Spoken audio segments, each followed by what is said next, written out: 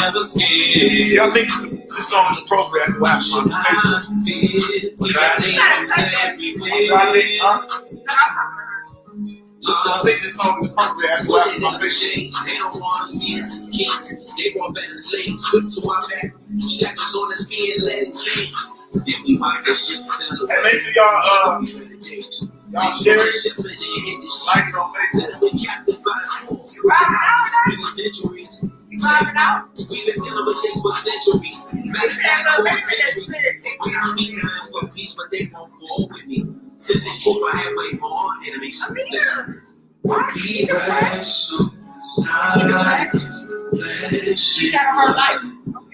Principalities, spiritual, they flying on us. We know what it means, but we never stay. We got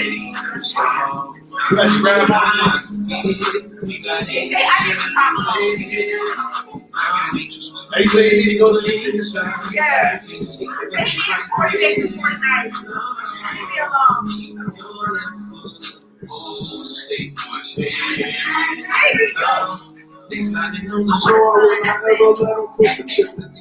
It's nothing you can do, they pointing guns, saying free. I'm calling on them most I need, the world gon' set us free.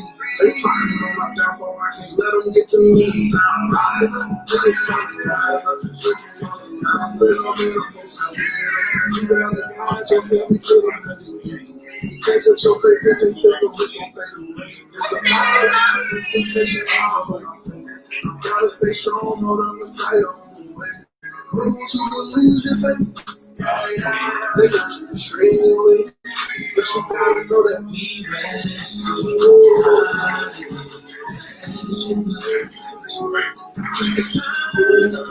Controlling the tires. They plotting on us. We know what it is, but we never scared. We should hide it. We got angels everywhere. Look up. Look up. Oh, man, right on time.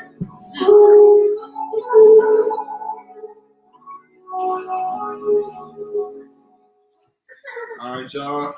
Shabbat shalom. Shabbat shalom. Shabbat shalom. Shabbat shalom. Shabbat shalom. Shabbat shalom.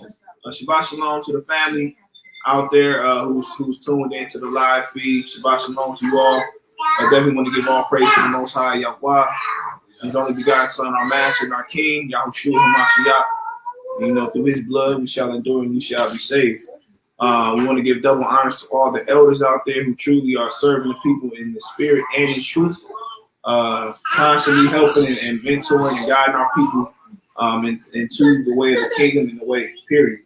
I want to give honors to all the leaders, the mores out there who's putting in the work to really get this vital information of truly redemption, really, to our people. And even to those who's coming into this walk, may the Most High continue to bless you all, may keep you all, may shine His face upon you. And so welcome back to another echadmalkut Ministries live Shabbat class. And as always, we pray that the lesson is very edifying. And please, for those who want to feed, please share, like, and comment. And if y'all can hear us clearly, please comment so we know.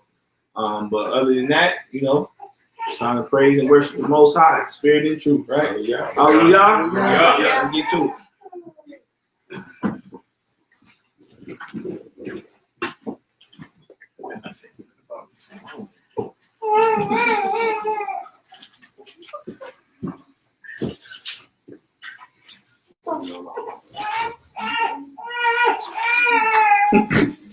Y'all funny, man.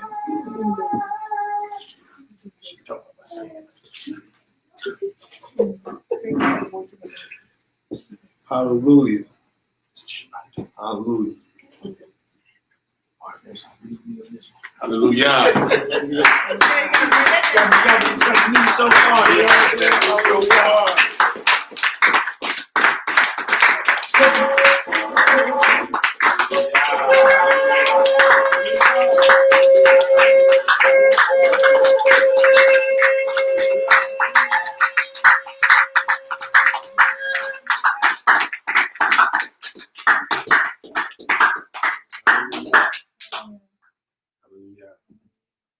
I will ask everybody to please humble their hearts, focus their minds, and open their ruachs to be cleansed by Yah's word and his presence. Father, we come unto you, singing the blessings of Barakah, our own, the blessings of Aaron. We ask that you receive our prayers as sweet incense. May it not come up to you filthy. Hallelujah. Hallelujah. Yabarika Yahweh Veish Amerika Yahweh Poninya Elika Vikuleka Yesai Yahweh Pona Elika Viasen Shalom Viasen Shalom Yabarika Yahweh Veish Amerika Yahweh Ponia Elika Vikuneka Yesai Yahweh Pana Elika Ve'asen Shalom Ve'asen Shalom Yabarika Yahweh Veish Amerika Yahweh Ponia Elika Vikuneka Yesai Yahweh Pona Elika Ve'asen Shalom Ve'asen Shalom. Amen. Hallelujah. Hallelujah.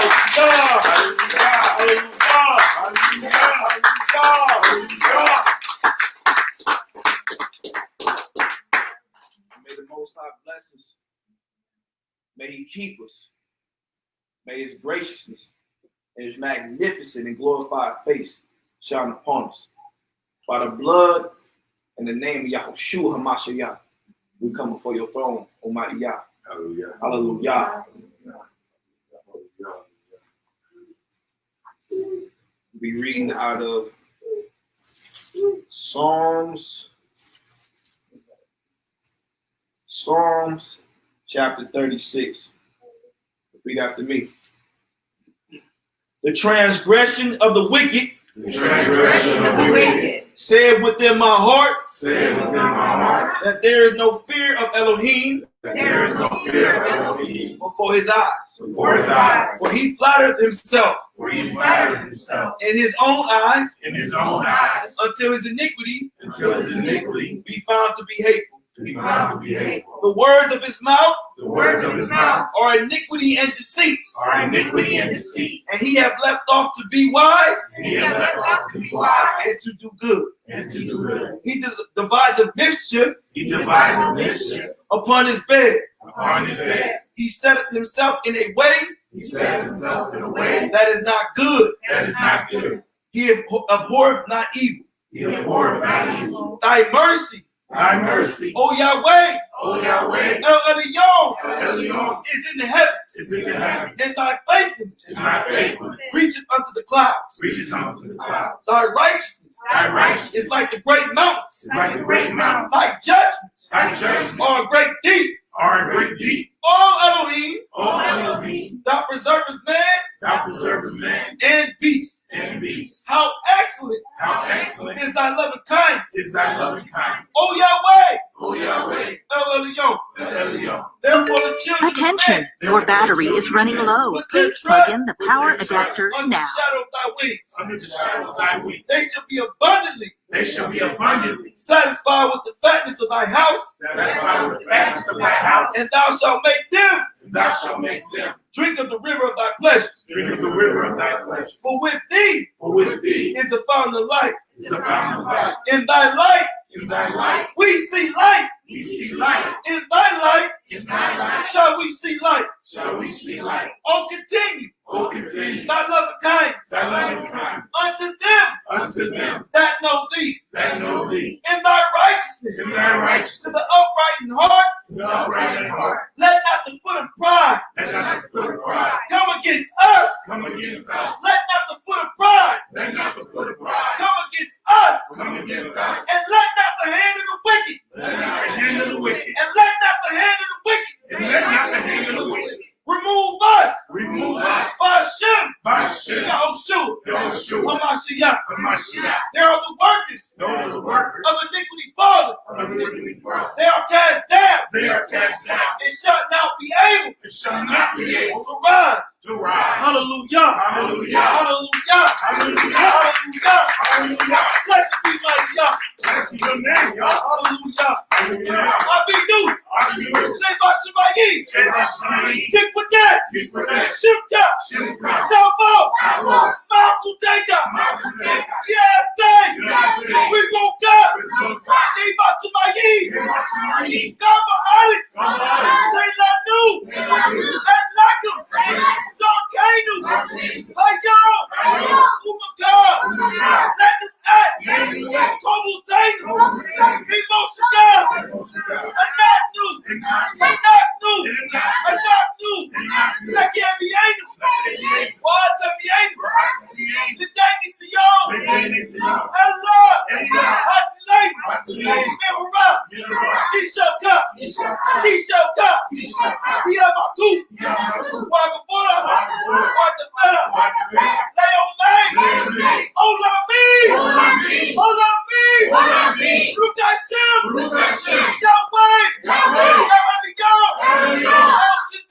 El Shaddai. Liba Oath. Bashem. Wabada. Yahushua. Hamashiach. Our Master. And our King. Bashem. Ruach HaKodesh. Hallelujah. Hallelujah. Hallelujah. Hallelujah. Hallelujah.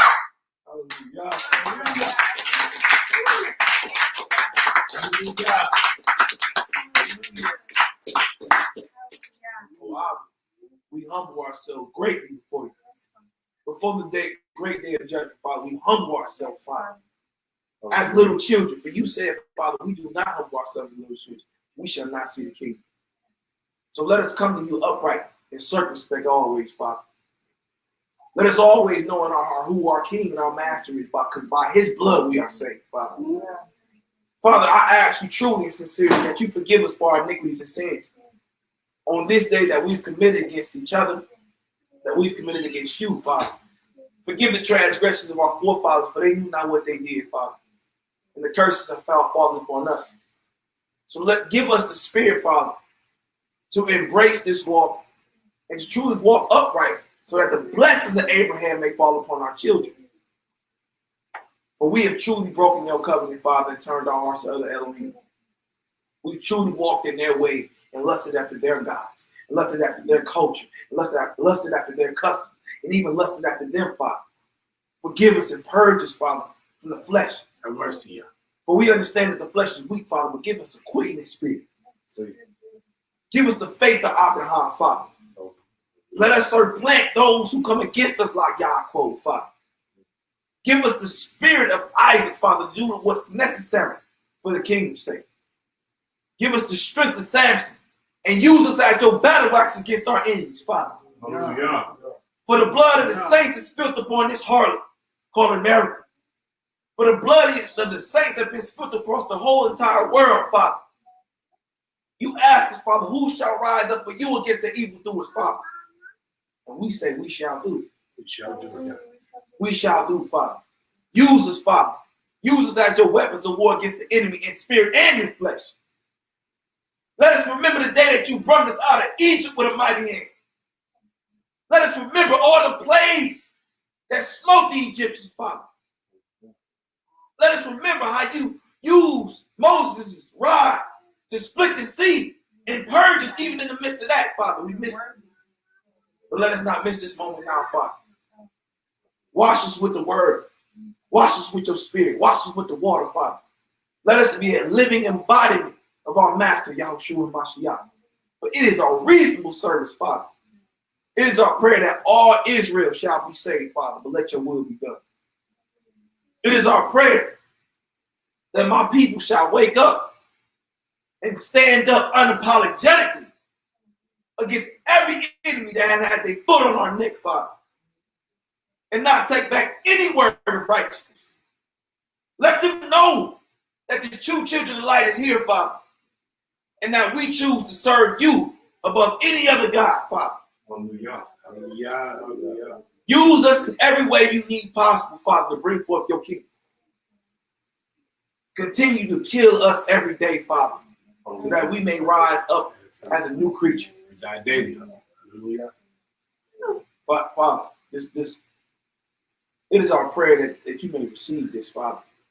May it not come up to you filthy. Let us soften our hearts, Father. Even in the midst, we don't even understand sometimes. We even harden our hearts like Pharaoh did against you. So let us have a heart of Dawid to accept whatever you bring forth. Just don't forget about us. Remember the covenant that you made with our forefathers, Abraham, Isaac, and Jacob, Father.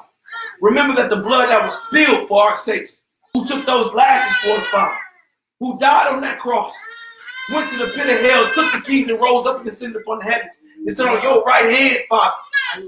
By him we come to you, Father, and no other man. By him we bend our knee, and no other man.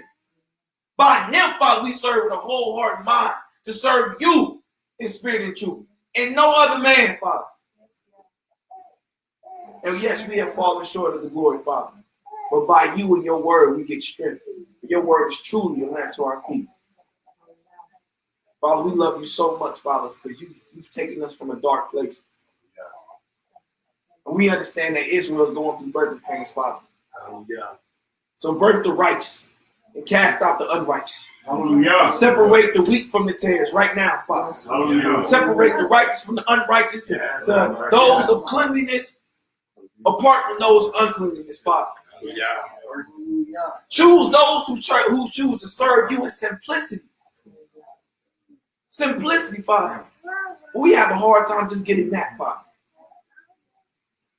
By our forefathers, Solomon said to keep it simple. The whole duty of man is, Father, to keep the commandments. Let it be in our hearts forever. That we may never fall short of you, Father. For you are our rest, Father. Let the blessings of Abraham be upon us by way of how we keep your commandments, Father.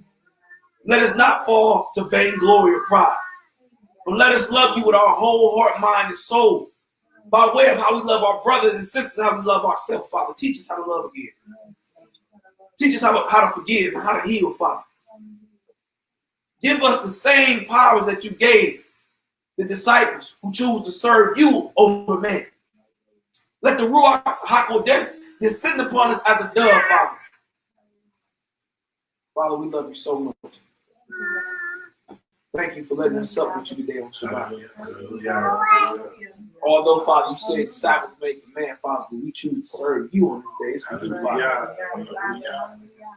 So let our enemies know, every family who's against us, every corporation, every organization, anybody who's against your children, let them know we stand for righteousness and truth. You said strive for the truth till death. And we shall do, Father. So use us in whatever way you see fit. Let the enemies know that we are here. We bind up every wicked spirit and principality in high places. We bind up every lustful spirit. We bind up every prideful spirit right now by the blood of the Lamb, Father. We bind up every spirit of darkness that's warring against us in spirit and in flesh, Father. Right now, we cast down every wicked imagination and put it in captivity For all things come to the obedience of your word, Father. Right now, give us the helmet of salvation, Father, and the breastplate of righteousness. Attention, your battery is running low. Please plug in the power adapter. Right now. Right now, Father. Let us warn the stones, Father. For we know it's that time. It's high time, Father. In the name of Yahushua HaMashiach, we pray. Amen and amen. Amen and amen. Hallelujah.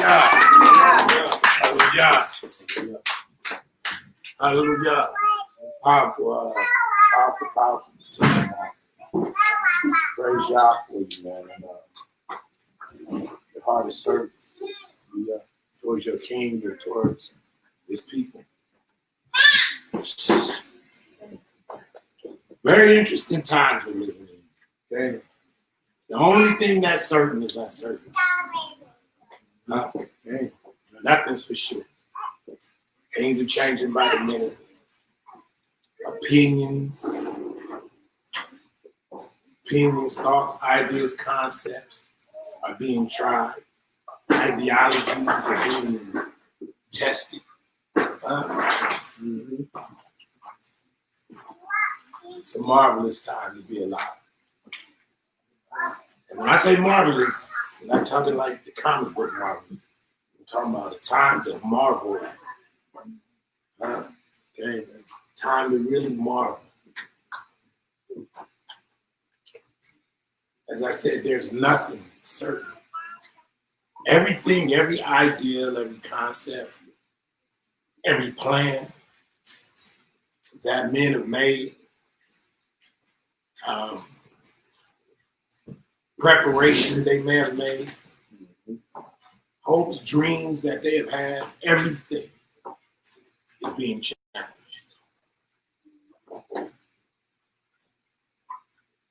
But it's a good time to be a revelationary.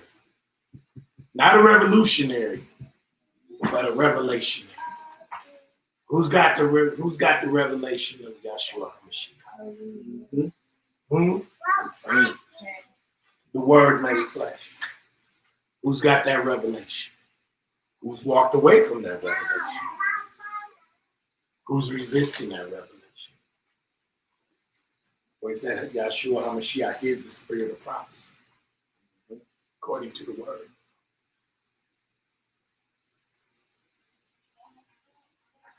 A lot of things happen this week. A lot of things are going to happen in the next couple of weeks. Next couple of months. People are there anticipating something very bad to happen within November. What are you rooted in? You know, that's what everybody's probably at heart really asking themselves. You know, what am I standing in? Sand or stone? Wow. All of that is coming into question right now. Of course, there's some of those who are more prepared than others.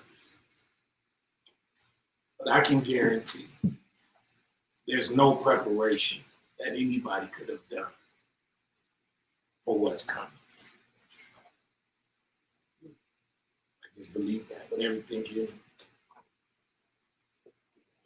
I think the only thing we got left is faith. He said the just shall live by faith alone. By faith alone.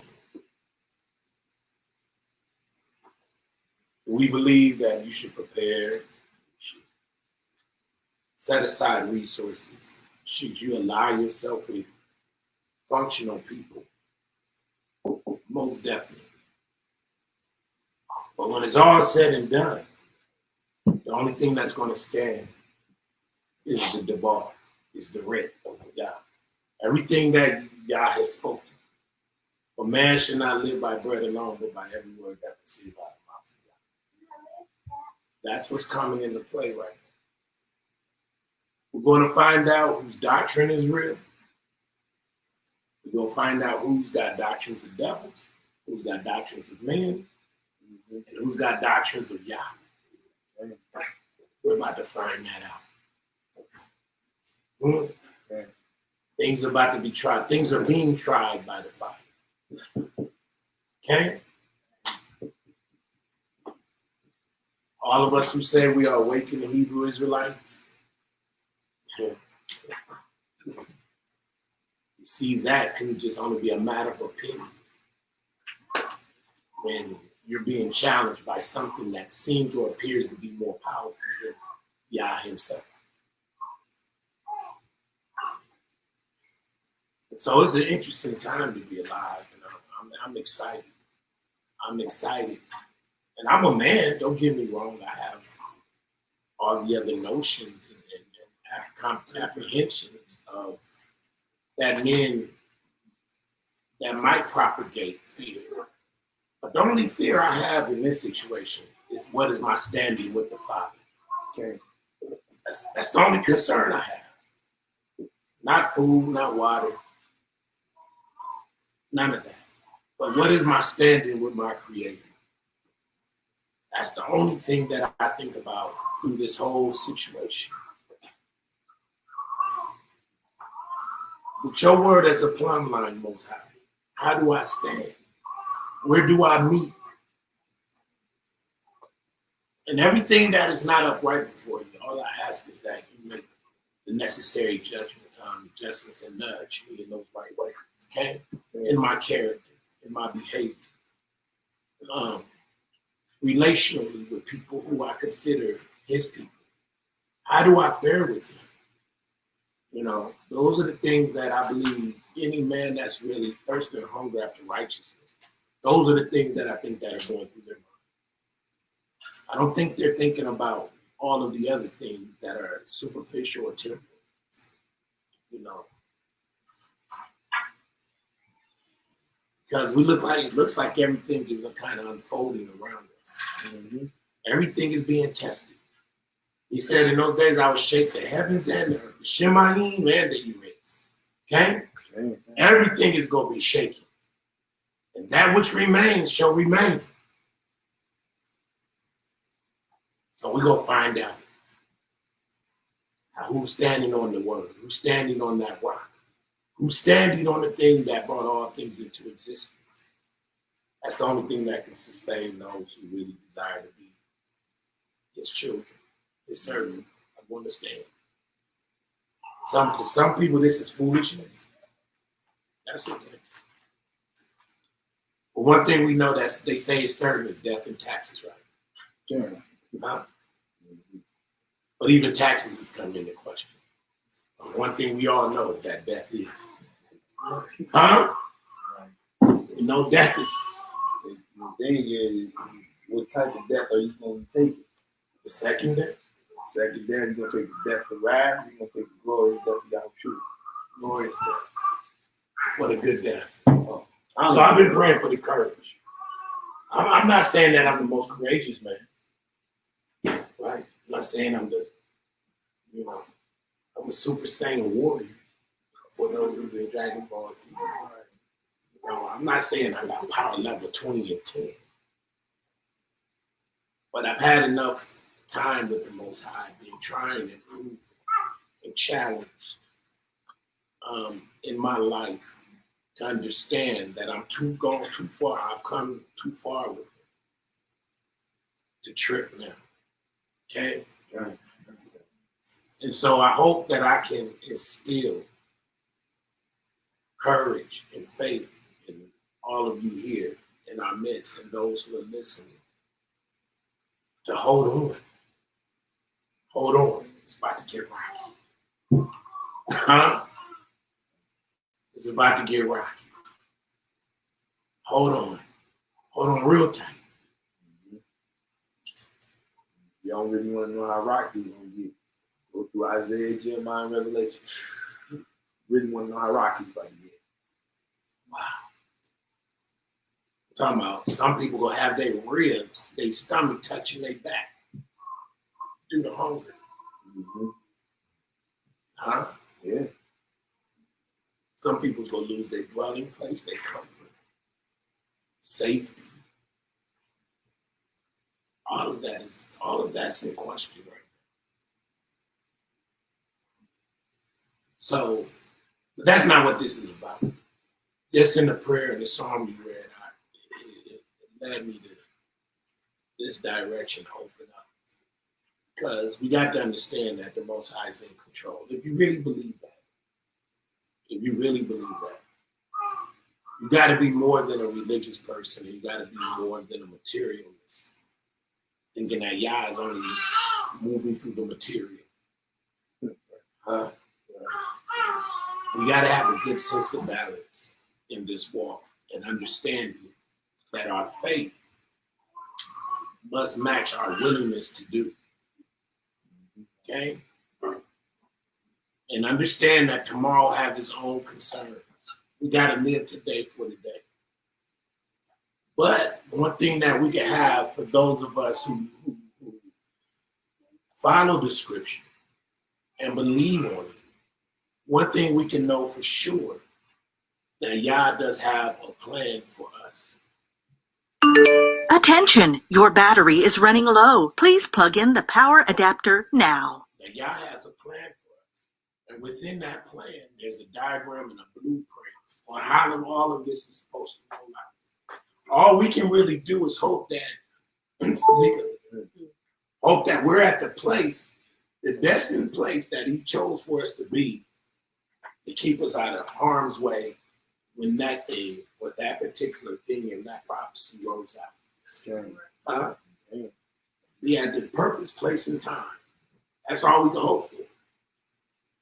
But one thing we do know, that as Maury said, we have an opportunity to die a righteous death. If that comes down, if that's the thing, right? Or we have an opportunity to stand on faith and to make Yah's name known. Who shall stand in the evil day? I think we already said we will, okay? But one thing we can really look at is that Yah's coming back for a people without spot or blemish.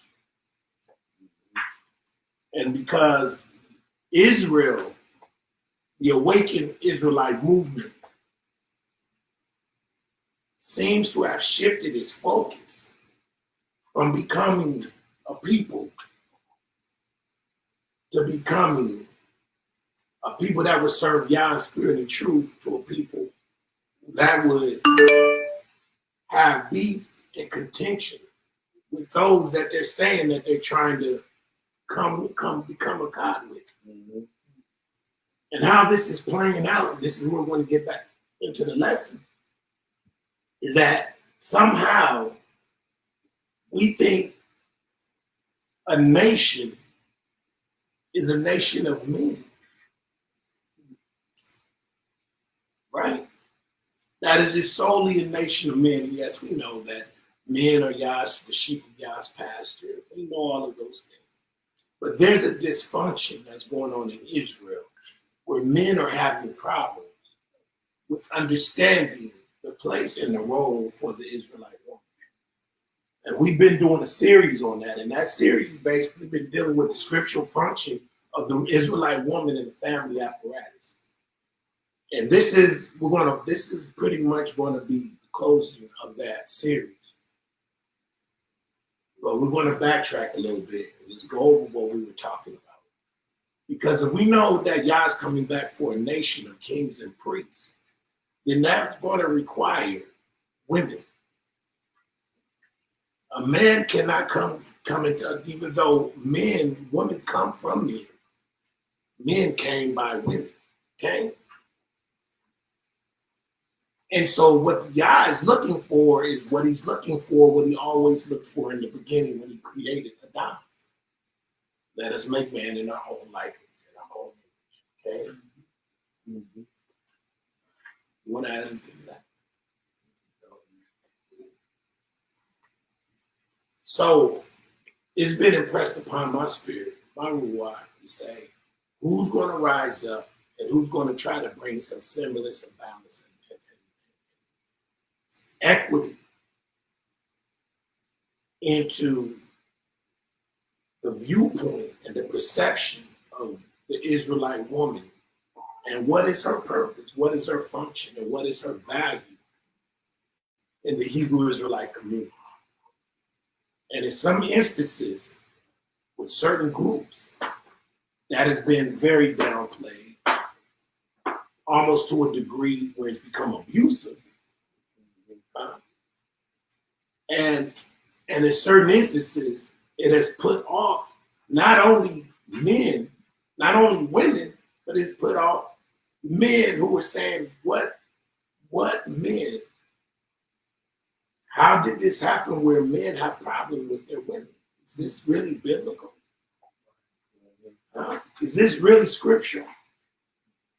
That men are so emotionally wound up about their relationship with their women that all they can see their women as is a means of an end, a means to an end, or something that's going to give them a shallow sense of value or purpose as men. And not understanding that us as Israelite men, that we are to exemplify and reflect the very visage and the very image of Yah himself, which is a creative, functional being.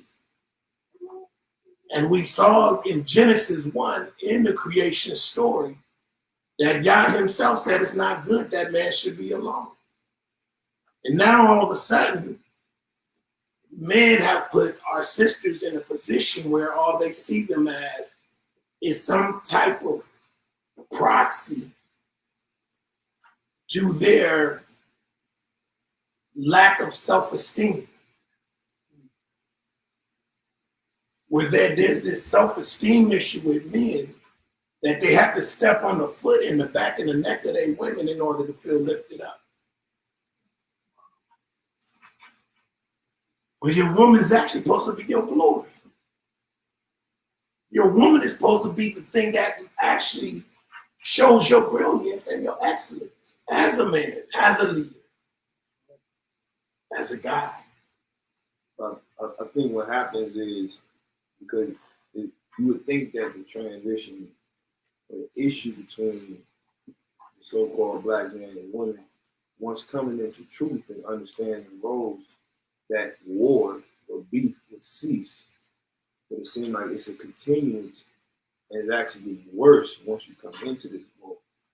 And just to speak on that, as far as certain men feeling they rocks off their power by abusing a woman, that just really shows you who's still their master. And that's what it's just like the line in the Bible says that, it's the father, it's Mashiach, the man and woman. These are levels of glory that's supposed to happen. And when we go through those methods of abuse, all we're showing is the devil is our daddy and the white man is our Mashiach. And then us. And then it's the woman. Wow. That same abuse is trickling down. Well, Okay. that's what it is. Let's pause on that. Let's let that sink in. That's what we're showing. It's the same whooping. It's the same exact whooping. Talking to her wrong, abusing her, hitting her, taking advantage. It's the same thing the white man does to the black man when he strips him of his family. But those are symptoms. Mm-hmm. Even the behavior towards the man towards his woman, those are symptoms. Those are not causes. Mm-hmm. And so lots of times we'll read the curses. Mm-hmm. and don't ever really get down to the we see effects, but we don't see cause. We'll call out, this is how we prove that we are the children of Israel. Ye shall be sold, you shall be taken into captivity, you shall be sold as bondmen and bondwomen. Like, wow, was it just bondmen or bondwomen? Wasn't your woman right beside you in this captivity? Mm. Wasn't she right there? Why did she have to suffer with you? So isn't some of her suffering relative to your situation? Where's your mercy in this situation? Where's your understanding? Huh? Mm-hmm. We play like we're the only ones suffering in this thing.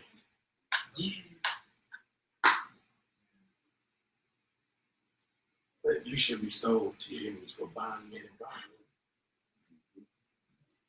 So she right there next with you. And it's just easy to pick a fight. It's like when the bully comes. You know what I mean? And the bully coming and it's two of you.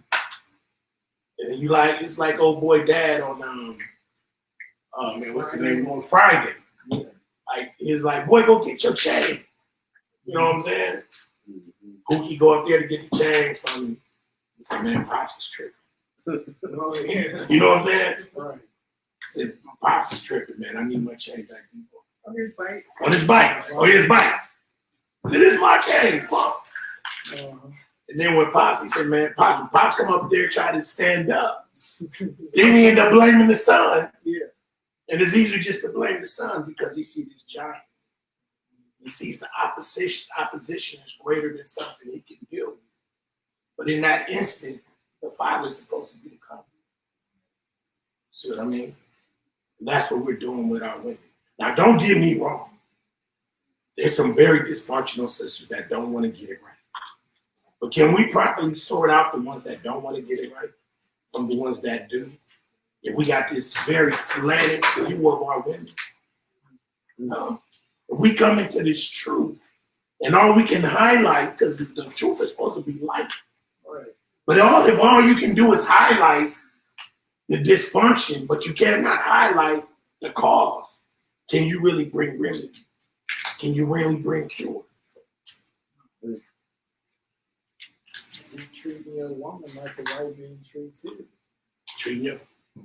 This is why she, Exactly. you know, basically became a feminist. She became a feminist. Because of the way they treat. So we should be opposite. Our women should be working with us, not. And our woman did what you're supposed to work with. That's right. Up to the 60s, the woman, just like the woman was right there by our side. That's right. Then something happened in the 60s. Now we know that feminism got a hold of our systems, right? We know that there's things happening in the background that was a cause of these things. But when we read the curses, we got to understand what is the real cause of the behavior of our women. And I think if we examine the curses a little bit closer, we will see that a lot of things that we're highlighting in this movement is only the effects. And we're using those, we say, these are the signs that we're the true Jews. That's cool for the people who need the sign. But how do we extrapolate the information so we can get to him? We never focus on that. So we're going to go to Deuteronomy 28, and hopefully we're going to get a little bit in-depth understanding of what is the cause of the curses. Okay? Okay. Go ahead and read it. Start at verse 15. This is the book of Deuteronomy, chapter 28, verse 15. But it shall come to pass, if thou wilt not hearken unto the voice of the Lord thy God, to observe to do all his commandments and his statutes, which I command thee this day, that all these curses shall come upon thee, These curses shall come upon thee, and overtake thee. Cursed shalt thou be in the city, and cursed shalt thou be in the field. Cursed shall be thy basket and thy store. Cursed shall be the fruit of thy body, and the fruit of the land, and the increase of thy kind, and the flocks of thy sheep. Stop right there. What's going on? What's being cursed? The resources. The resources are being attacked. That's what's being cursed. The provision. The certainty. The things that the men are supposed to supply the woman to make sure she's in the right. What'd you say? The environment. Or the environment of the Hebrew Israelite is being attacked. Ain't paradise no more. Ain't paradise. See, we thinking that all of this is just happening by osmosis. These curses is just happening But we're not looking at there's an environment change. There's a shift. There's a paradigm shift that happens with the people that brings a different disposition and attitude. That brings the dysfunction. Are we literally cursed, like mentally, emotionally? Yeah, he said, I'm going to smite thee with madness. But is that environmental too? Is it? Yeah. Keep reading. Let's find out. Verse 19. Mm-hmm. Cursed shalt thou be when thou comest in, and cursed shalt thou be when thou goest out. Adonai shall send up thee cursing, vexation, and rebuke, and all that thou settest thy hand for to do. Everything you go to do is not going to prosper. It's going to be a vexation. Guess what do you think that causes?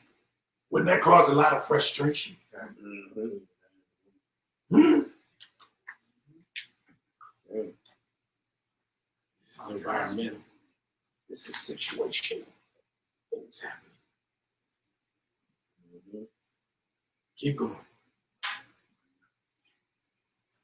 Verse 20. The Lord shall send upon thee cursing, vexation, and rebuke, and all that thou settest thy hand unto for to do, until thou be destroyed, and until thou perish quickly, because of the wickedness of thy doings, whereby thou hast forsaken me. Keep going. The Lord shall make the pestilence cleave unto thee, until he have consumed thee from off the land, whither thou goest to possess it. The Lord shall smite thee with consumption, and with a fever, and with an inflammation, and with an extreme burning, and with the sword, and with blasting, and with mildew, and they shall pursue thee until thou perish. And thy heaven that is over thy head shall be brass, and the earth that is under thee shall be iron. So you see, no matter where you go, Yah has shut up the heavens, and the earth is not going to yield to you. Okay? You're going to hit your head on the way up. You're going to hit the head. You're going to break your feet. Coming down. So these are environmental. You see, there's a shift in the environment that's going on. The resources are being touched. The ability to properly propagate and to grow, that is being attacked. That's what's bringing on the curses. Guess what this want to do? You don't think this will change the mindset? The perception of how you see your brother, how you see your sister. Let's read. Verse 24. The Lord shall make the rain of thy land powder and dust. From heaven it shall come down upon thee. See how guys, everything is being, see, the fake was trying to tell you that we just ignorant. And we don't know better. We curse the hand. But in the scripture, it tells us God will deal with our resources, our means and ways in which we are able to do for each other. This is what's going to bring on the mental illness.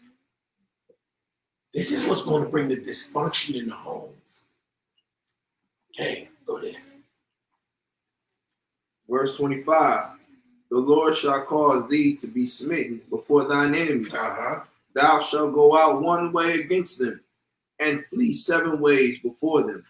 It shall be removed unto all the kings of the earth. Now imagine, let's just look, because we're dealing with our sisters. Brothers are affected in one way by this situation, women are affected another way. But imagine you going out to battle, and every time you go out to battle, you're getting your ass whooped, and your woman looking at you. That's not good. Huh? That's not good. It's not good.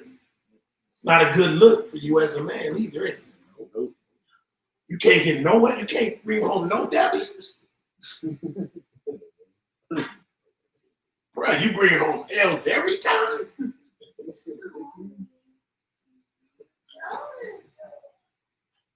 Yeah. think that's going to change the outlook of how a woman is going to see her man that she's in the image of. Okay? Keep going. Verse 26. And thy carcass shall be meat unto all fowls of the air, and unto the beasts of the earth, and no man shall fray them away. And the Lord will smite thee with the botch of Egypt, and with the emerald, with the scab, and with the itch whereof thou canst not be healed. Then the Lord shall smite thee with madness and blindness and astonishment of heart. And thou shalt grope at noonday as the blind gropeth in darkness. Can't figure nothing out. And thou shalt not prosper in thy ways, and thou shalt be only oppressed and spoiled evermore, and no man shall save you. So let me say something. Even when we were free, when the physical bondage came on us, how many men did you think took it out on their children when they came home?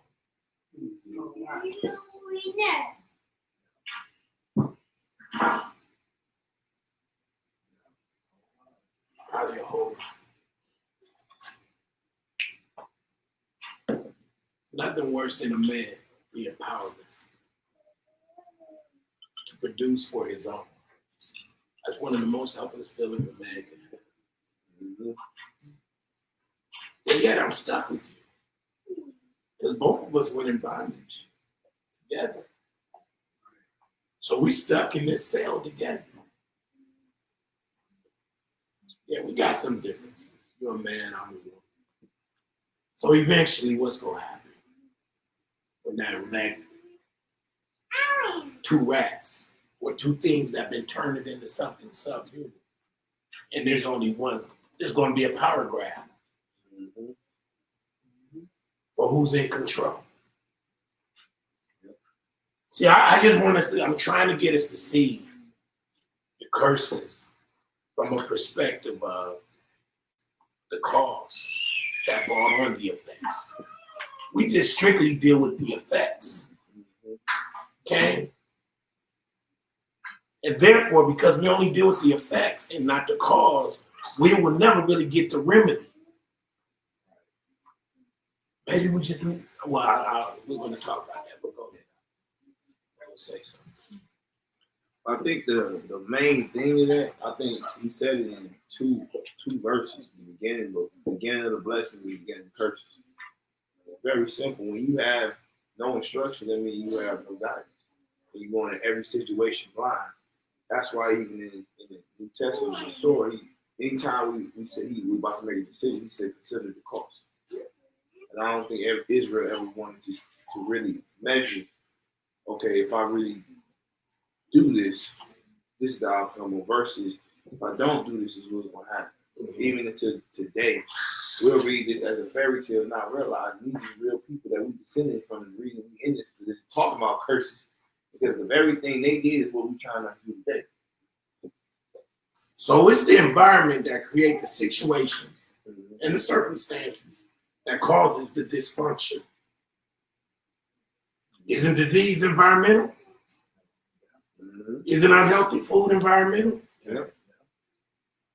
It's all environmental. Okay?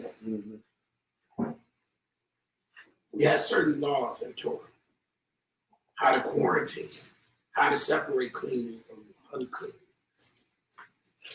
All of those things were lost. Okay? We were corralled and nestled together literally like cattle.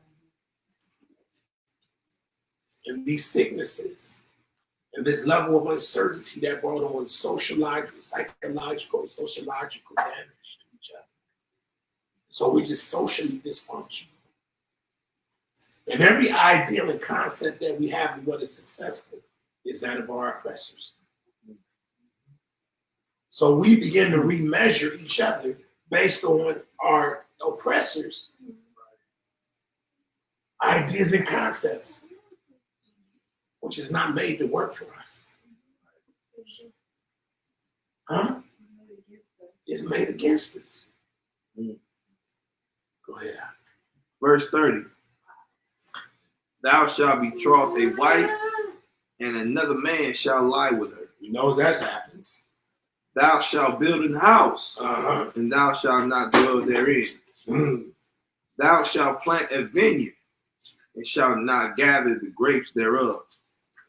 Thine ox shall be slain before thine eyes, and thou shalt not eat thereof. Thine ass shall be violently taken away before thy face, and thou shalt not be restored to thee. Thy sheep shall be given unto thine enemies, and thou shalt have none to rescue them. Thy sons and thy daughters shall be given unto another people, and thine eyes shall look and fail with longing for them all the day long, and there shall be no might in thine hands. The fruit of thy land and all thy labors shall a nation which thou knowest not eat up, and thou shalt only be oppressed and crushed always, so that thou shalt be mad for the sight of thy eyes which thou shalt see. The Lord shall smite thee in the knees and in the legs with a sore botch that cannot be healed, from the sole of thy foot unto the top of thy head. The Lord shall bring thee and thy king, which thou shalt set over thee, unto a nation which neither thou nor thy fathers have known. And there thou shalt serve other gods, wood and stone. And thou shalt become an astonishment, a proverb, and a byword among all nations, whither the Lord shall lead thee. Keep going. Thou shalt carry much seed out into the field, and shalt gather but little in. For the locust shall consume it. Thou shalt plant vineyards and dress them, but shalt neither drink of the wine nor gather the grapes, for the worms shall eat them. Thou shalt have olive trees throughout all thy coasts, but thou shalt not anoint thyself with the oil. For thy olive shall cast its fruit. Thou shalt beget sons and daughters, but thou shalt not enjoy them, but they shall go into captivity. All thy trees and fruit of thy land shall the locust consume. The stranger that is within thee shall get up above thee very high, and thou shalt come down very low. He shall lend to thee, and thou shalt not lend to him. He shall be the head, and thou shalt be the tail. Moreover, all these curses shall come upon thee, and shall pursue thee, and overtake thee, till thou be destroyed, because thou hearkenest not unto the voice of Yahweh thy Elohim, to keep his commandments and his statutes which he commanded thee. And they shall be upon thee for a sign and for a wonder, and upon thy seed forever, because thou servest not the Lord thy God with joyfulness and with gladness of heart, for the abundance of all things. Therefore shalt thou serve thine enemies, which the Lord shall send against thee in hunger and in thirst and in nakedness and in want of all things. And he shall put a yoke of iron upon thy neck until he have destroyed thee. The Lord shall bring a nation against thee from far, from the end of the earth, as swift as the eagle flieth, a nation whose tongue thou shalt not understand, a nation of fierce countenance, which shall not regard the person of the old, nor show favor to the young. Skip down to 50. Okay. Verse 53.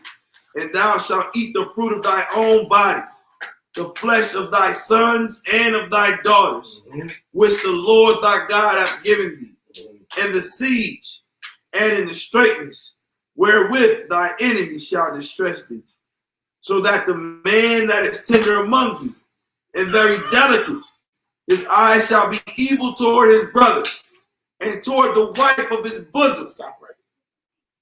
Now, do we see how through this attrition, through the consistent, this consistent beating up of these curses is beating up against us, just like an ocean, just like a wave, constantly one wave after the other, one curse after the other. How is it mentally changing how we see each other? See how it's changing our mindset? To become evil towards your brother. So what's the environment? It's the situation. We're not just crazy because we're crazy. What'd you say? It's a hostile environment. It's a hostile environment. That's changing our perception. It's skewing how a man sees his daughter, how a husband sees his son, how a brother sees his brother.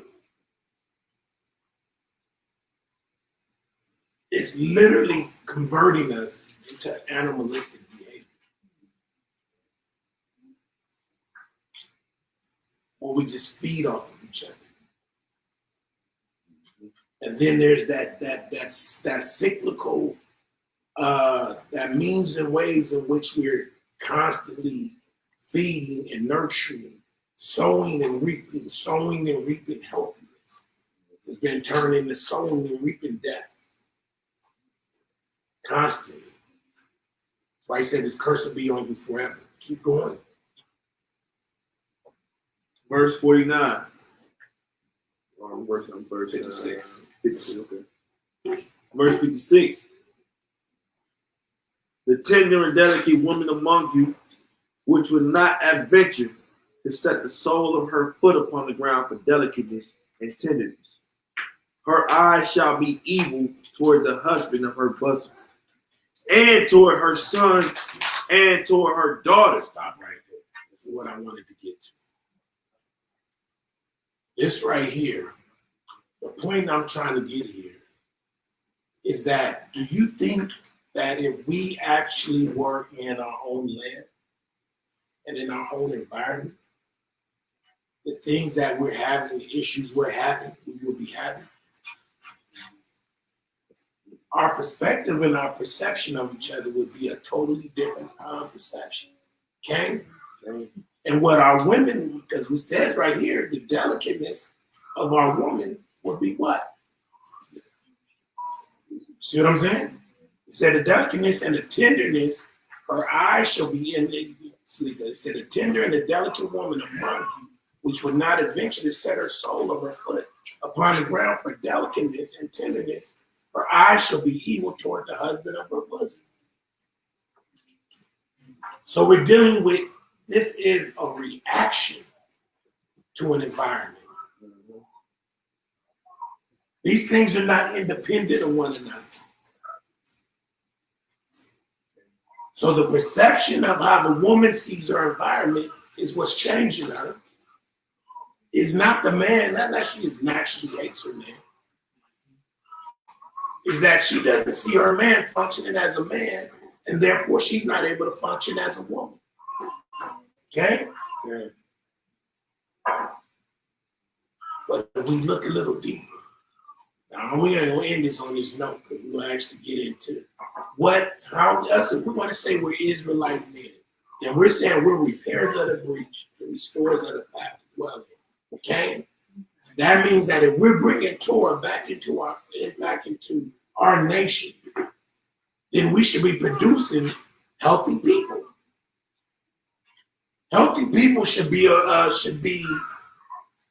the response of us once again becoming obedient. But why is the dysfunction continuing? Is it that we don't have the environment? We don't have our own land? We don't have the autonomy over our own selves? And with this proof, we're still in captivity. Because at the end of the day, what should be showing that we're not in captivity is that how our relational attitude towards one another should change. Okay? Let's look at how our sisters used to think. Let's look at what our sisters used to pray. Okay? Let's go to the book of Samuel, 1 Samuel, chapter 1, verse 1. We're going to get into seeing how our sisters didn't look for equality from their men. They didn't want to take their man's spot. Everybody had a position. Everybody had a role. Everybody had value. But Samuel, what? It was clock. For Samuel? 1 and 1. Okay.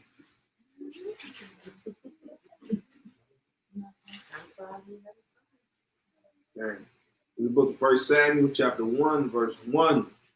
Now there was a certain man of Ramah Zophim of Mount Ephraim, and his name was Elkanah, the son of Yehoram, the son of Elihu, the son of Tohu, the son of Zuph, and Ephrathite. And he had 2 wives. Yeah, how many wives he had? He had 2 wives. He had 2 wives. Go ahead. The name of the one was Hannah, and the name of the other was Peninnah. And Peninnah had children, but Hannah had no children. And this man went up out of his city yearly to worship and sacrifice unto the Adonai of hosts in Shiloh.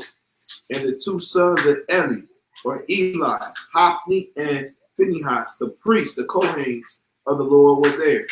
And when the time was that Elkanah offered, he gave to Peninnah his wife, and to all her sons and her daughters portions. But Hannah he gave a worthy portion to, but he loved Hannah. But the Lord had shut up her womb. What is different about what we just read in the curses? What's different between Elkanah and his 2 wives? Huh?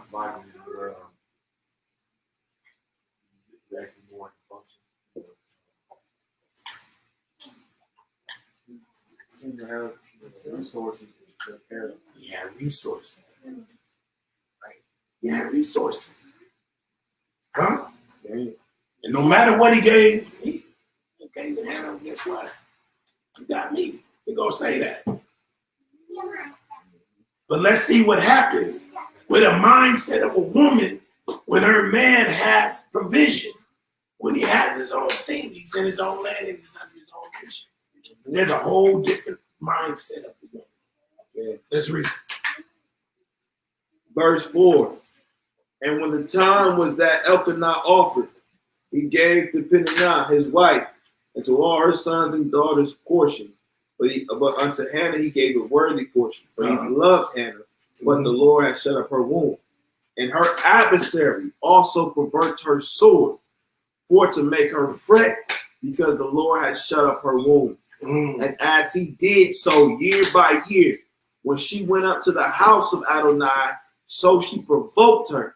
Therefore she wept and did not eat. So back then, sisters didn't have beef for how many men you got. How many women you got. That wasn't the issue.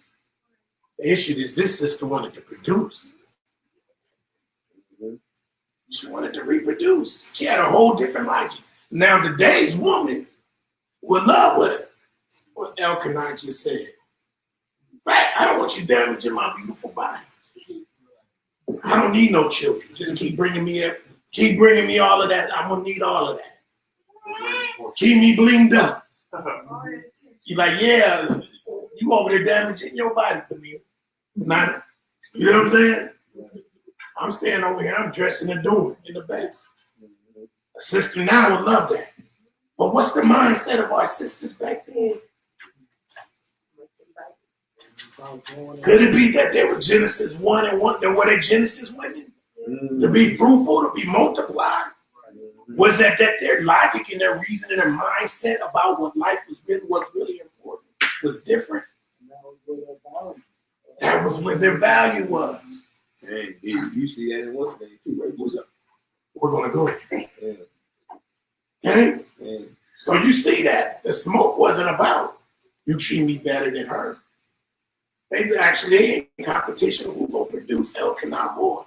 A whole new different mindset. All right, that was the competition. That was the competition. It wasn't how much attention you could give me. But what is it? What does Elkanah say? He He said he gave her a worthy portion. Uh-huh. But he loved Hannah. He loved Hannah. But the Lord shut up her womb. Shut up her womb. Oh, I'm sorry, verse 8. Verse 8. Then said Elkanah, her What did he husband, say? to her, Hannah, why weepest thou? What's your problem? And why eatest thou not? Why aren't you eating? Why is thy heart grieved? What you grieving for? Am not I better to thee than 10 sons? Than 10 sons? Bruh, I'm giving you that. I'm giving you the best. You ain't missing. You ain't leaving for nothing. I'm giving you the best of me. And I'm not worthy more than 10 sons. But what's her response as a woman? A woman who wants to be functional. So Hannah rose up after they had eaten in Shiloh, and after they had drunk. Now Eli, the Kohen, sat upon a seat by a post of the temple of the Lord, and she was in bitterness of soul. Why? And prayed unto the Lord and wept sore. And she vowed a vow and said, O Adonai of hosts, if thou wilt indeed look on the affliction of thy handmaid, and remember me, and not forget thy handmaid, but will give unto thine handmaid a man child, then I will give him unto the Lord all the days of his life. So this is just that whole different idea of what validation is as a woman. She made a vow. She made a vow. She ain't on IG trying to get that validation, 100 likes for being half naked. Putting on hella filters. Put on hella filters. Her validation is I want to be fruitful. Yeah. I want to multiply. Don't sound like she's a cursed woman. Nope. Not her mindset. She wants a man. She wants to replicate. She wants to produce. She ain't gonna curse her children. These women were different. They thought on a whole nother level. What was important to them is nothing like what's important to our sisters. Our sisters literally just see a man as a means to an end so they can get what they want. But when you're in a land of abundance, and if a man got it like that, you're looking at, wow, it's cool. I need me a child. I'm a woman. I got a woman. I need to produce. But our enemies thinking has changed our women to believe our child and our children are birth. Let me get you to 18 years old so I can stand up here. Need your life in my house. You Negro.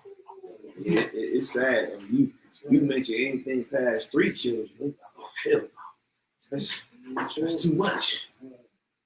How can you do that? Question is why you ain't doing it. Why aren't you doing it? Why ain't you out here producing our men? And when the sisters, actually our sisters do produce now, they're not producing.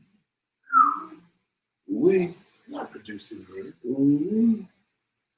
Their minds ain't even where their minds is to recreate the image of their enemy. Because their ideal of what a man has been changed to what their enemy said the ideal of a man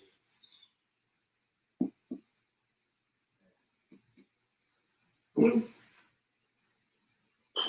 But when we see Hannah, she want to be fruitful, multiply, have dominion. Elkanah, nah, bro, you good, but no, I physically need to have 10 of you.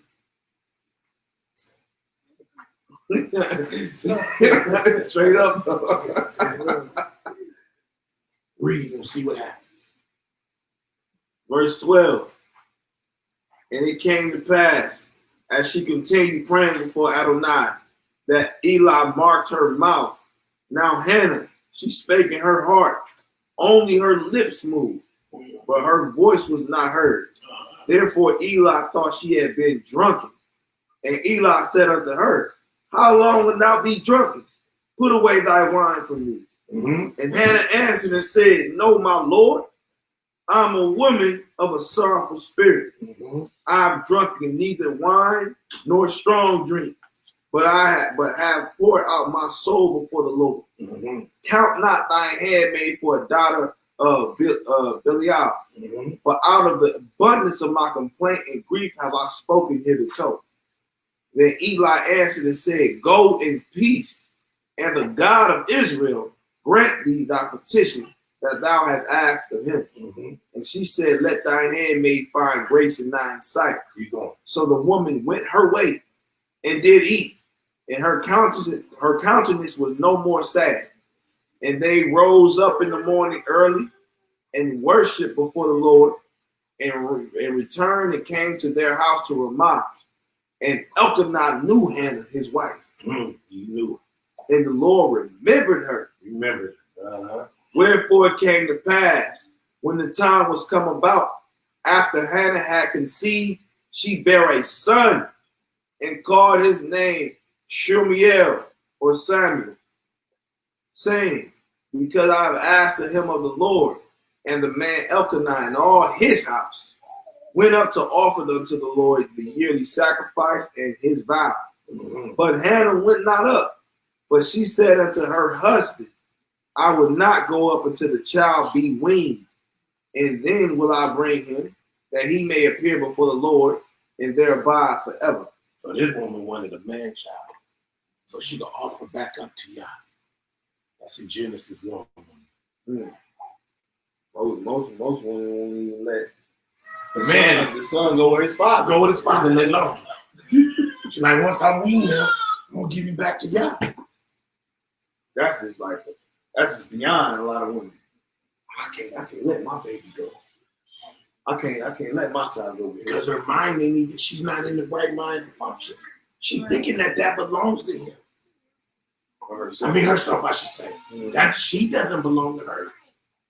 None of this belongs to any of us. She said, no, I'm gonna give my firstborn, I'm gonna give him to you. But she wanted to have that. She wanted to have that life flow through her. Whole nother different mindset. Whole different reasoning and logic of what a woman is. You ain't talking about no oops, baby. My sisters have a lot of oops babies nowadays, and I understand. Because there's a lot of Negroes with bad pull-out game.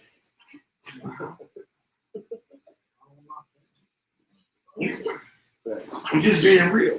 Not blaming the sisters. Right. But when you're dealing with people, when you're not thinking functionally and logically, you do not come from a mindset of I'm multiplying. See what I'm saying? I'm replicating him. But what happens when Hannah does what she do? How does Yah reward her if she gives him Samuel to serve the Most High? Really? Okay. Verse 23. And Elkanah, her husband, said unto her, Do what seemeth thee good. Tarry until thou hast weaned him. Only the Lord establish his word.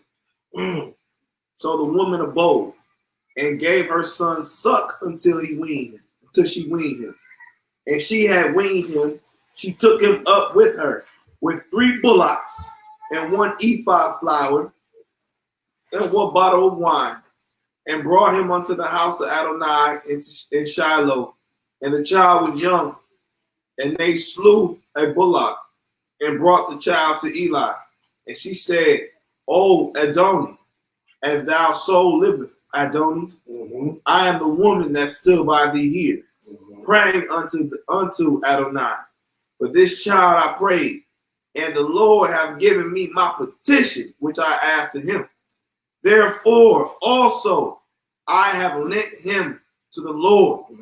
As long as he liveth, he shall be lent to the Lord. His whole life he goes serve Yah. And he worshipped the Lord there. You want? Read to the point where I already know what you're talking about. you know I'm And Hannah prayed and said, My heart rejoiceth in the Lord, and my horn is exalted in the Lord. My mouth is enlarged over my enemies, because I rejoice in thy salvation. She compared childbirth to salvation. That's in the New Testament. Yeah. A woman shall be saved. Right chapter. Gang. Hey, priorities. Verse 2. There is none holy as the Lord, but there is none beside thee. Neither is there any rock like our Elohim. Talk no more so exceeding proudly. Let not arrogancy come out of your mouth. For the Lord is a God of knowledge, and by him actions are weighed. The bows of the mighty men are broken, and they that stumbled are girded with strength. They that were full have hired out themselves for bread. They that were hungry ceased, so that the barren have borne 7. Woo. She that had many children is waxed feeble. What? Ooh-wee. So the barren have borne 7. Have got 7. Mm. Now this is an Israelite woman in her right mind. Hey. The world will tell you, now this woman crazy. Why would you want 3? Why would you want 7 problems? How could you do that, girl? How can you do that? You can have all this money and child support. How do you make the time? If we're thinking, I'm in a whole nother logic and reason as a people. But this man is in an environment. He's created an environment where he can flourish. And this woman is like, that's one thing I gotta do. I gotta have your baby. I gotta have your man child. I gotta bring forth life. Am I not purpose for this? Am I not born for this? Am I not created for this? Hey.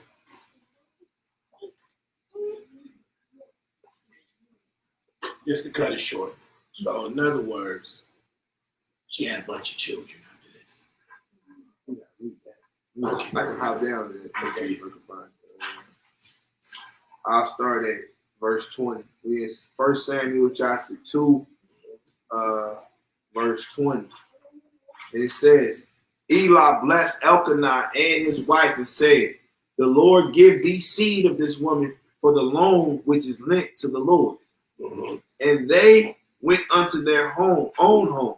And the Lord visited Hannah so that she conceived and bare 3 sons and 2 daughters. And child Samuel grew before the Lord. Now Eli was very old and heard all that his son did unto all Israel. Okay, stop right there. Yeah, that's it.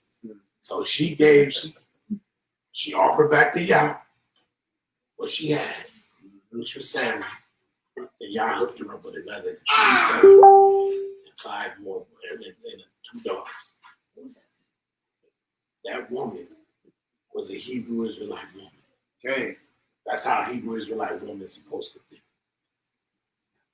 And a Hebrew Israelite man is supposed to position himself as such. Okay? Are you really a Hebrew Israelite man unless you're thinking like this? You haven't crossed over. If you ain't crossed over. You just want a woman because you want another means of way in which you can masturbate. This is another way of masturbating. Playing with yourself. But with the soul. With the soul of a woman. That is not what God's created purpose the woman for. Okay? Yeah. We're going to go to Genesis 30 real quick. And we're going to realize that this is the way a functional Israelite woman thought. Okay? Okay. And we'll be able to kind of explore to see how Israelite men did things in order to create an environment for a woman to think the way they thought. Okay? 31. Let's go to 31. Okay. This is the book of Bereshit, chapter 30, verse 1. Now, for time's sake, we're jumping down a little bit because I don't want to have to read the whole story of Leah and Rachel, how they had smoke. We know Jacob, basically, he got beat 7 years. He didn't get the woman he really wanted. He wanted Rachel, but he ended up with Leah. Leah ended up having children. And then from here, we want to start. But what I really want to bring out in this is to see that these sisters did not think, they weren't jealous of each other's looks. Their problems wasn't based on this the man having another woman.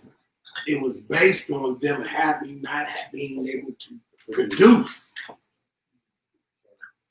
A lot of these sisters out here in Israel now think this has something to do with a man just wanting to get his rocks off. And this is why they think polygyny is so evil. These women did not see polygyny through the same lens our sisters see it now. Huh?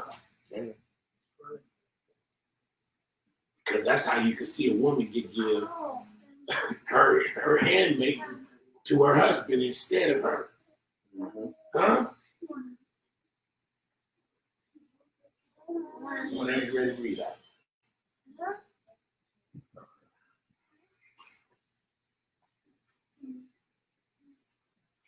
Genesis chapter 30, verse 1.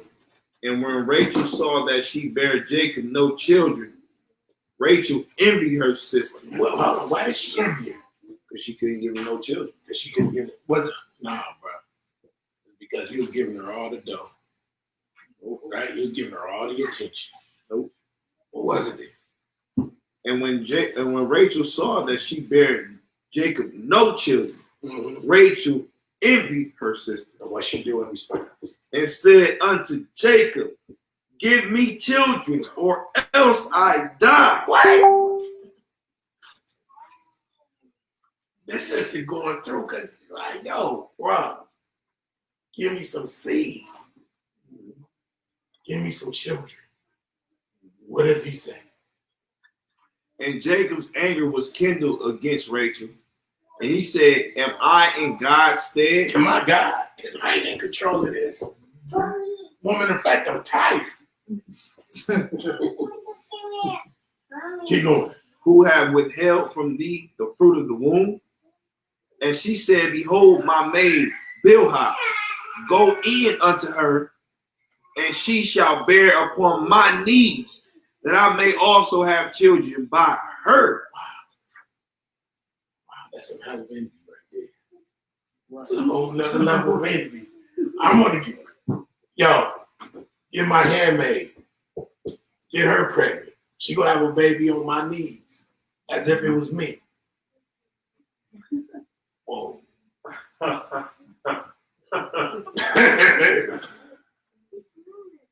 Sisters thinking, ain't even thinking like that. I mean, sisters can't even fathom that. Let me tell you something. You're not a Hebrew Israelite woman unless you're thinking like this. You can wear the clothes, you can put on the rings, you can put on the fringes, you can put on the lion earrings, you can have a hair wrap to Erica Badu Adaiyah. But unless your mind is a mind of functioning and reproducing, it's a different mindset. The men were different. The men were different.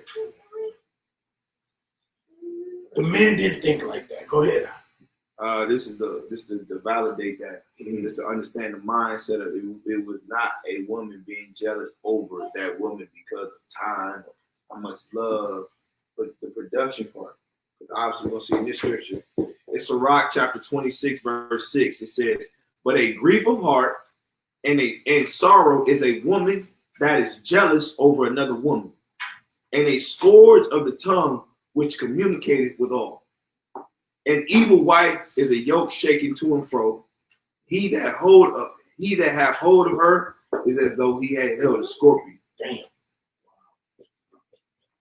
That's a woman that's jealous. What?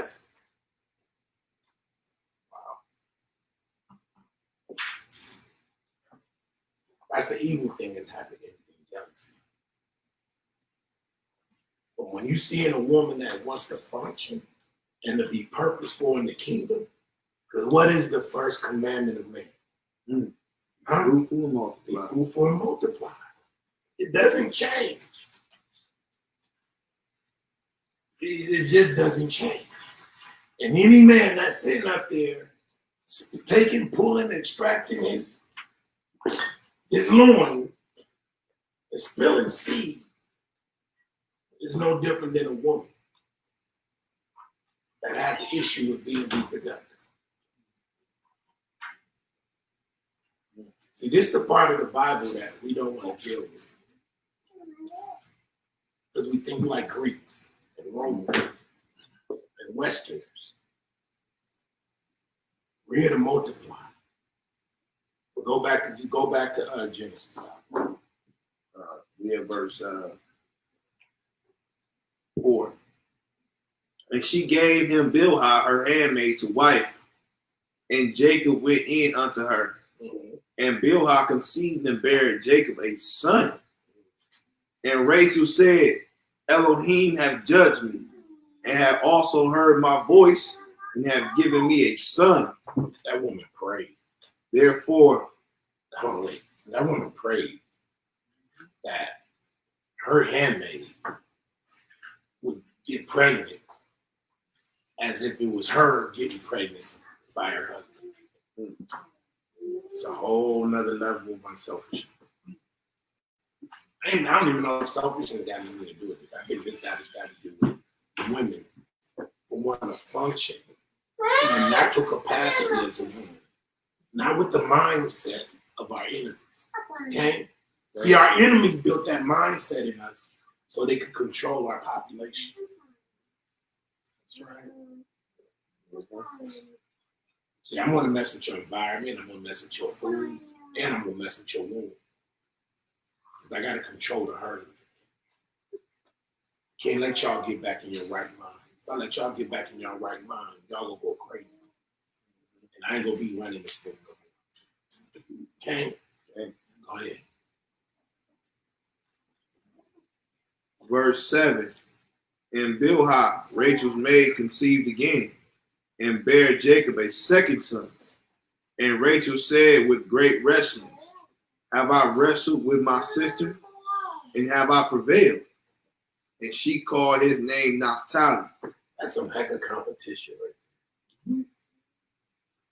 These sisters competing to be productive. It's powerful. Keep going. Verse 9. When Leah saw that she had left bearing, she took Zilpah her maid and gave her Jacob to wife. And Zilpah, Leah's maid, bare Jacob a son. And Leah said, a troop coming. And she called his name God. And Zilpah, Leah's maid, bare Jacob a second son. And Leah said, happy am I, for the daughters will call me blessed. And she called his name Asher.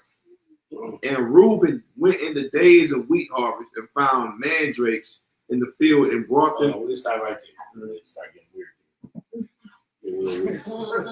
We'll start tripping. Yeah. But let's talk about it. What's happening here? These sisters are literally having, this is like Pepsi and Coke going at it. My handmaid got two too. My handmaid's got two. You got, okay. Well, I'm gonna outdo you. Only one who's taking, probably getting on Papa Jacob, the only one not getting no rest. And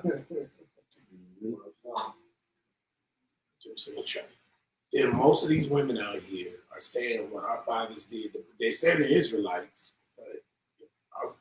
but our mothers didn't do what they were doing, there will be no nation of Israel. Let's just be real. Go to root.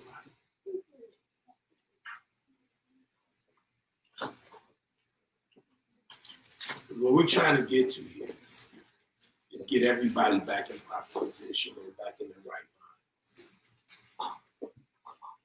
mind. Go ahead and read. This is the book of Ruth, chapter 4, verse 11. Mm-hmm. And all the people that were in the gate and the elders said, we are witnesses. The Lord make the woman that is come into thine house like Rachel and like Leah. The woman that is coming to your house, let Yah make them like Leah and Rachel. Go ahead. Which two did build the house of Israel. Built the house of Israel. That was that's all they wanted. That's what they wanted to do. To build the house of their husband. Any other agenda that an Israelite sister has is contrary to the word of God. It just is. You cannot come in this life with a Greek mindset and thinking that man is here to serve you. That man ain't even here to serve himself. He's to be fruitful. Let us make man in our own likeness, our own image, made after our likeness. That's it. The mandate never changes. And in turn, when you have that willingness to serve God in that capacity, based on your role, God blesses you.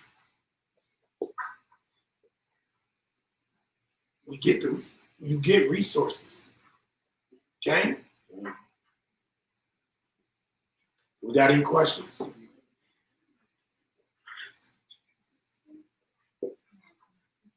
You do? Don't be shy. Okay. Let's go to Psalm 113 and 9.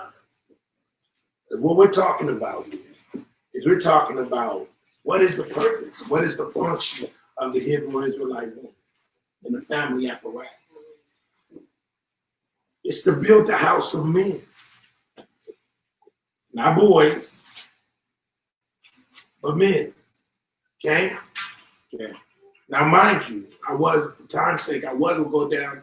Jacob came out with great wealth, serving Laban. These men had things in place to make sure they could produce and begin to multiply. This is the fear of our enemies, is that Israel will be multiplied, would multiply.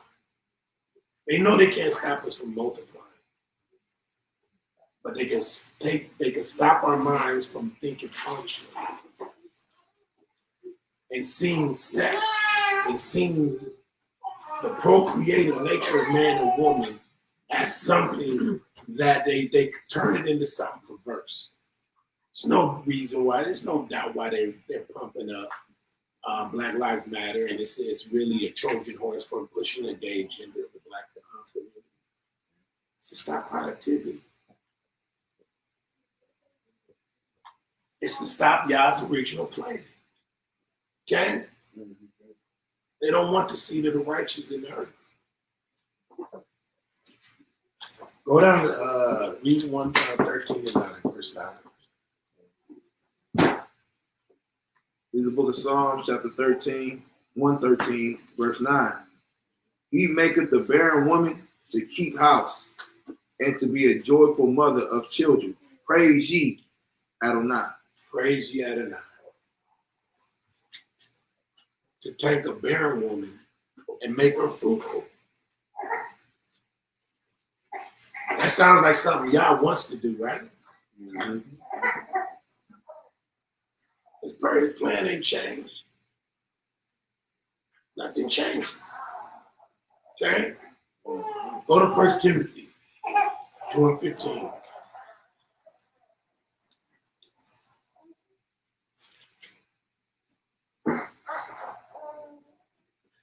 There's the book of 1 Timothy, chapter 2, verse 15.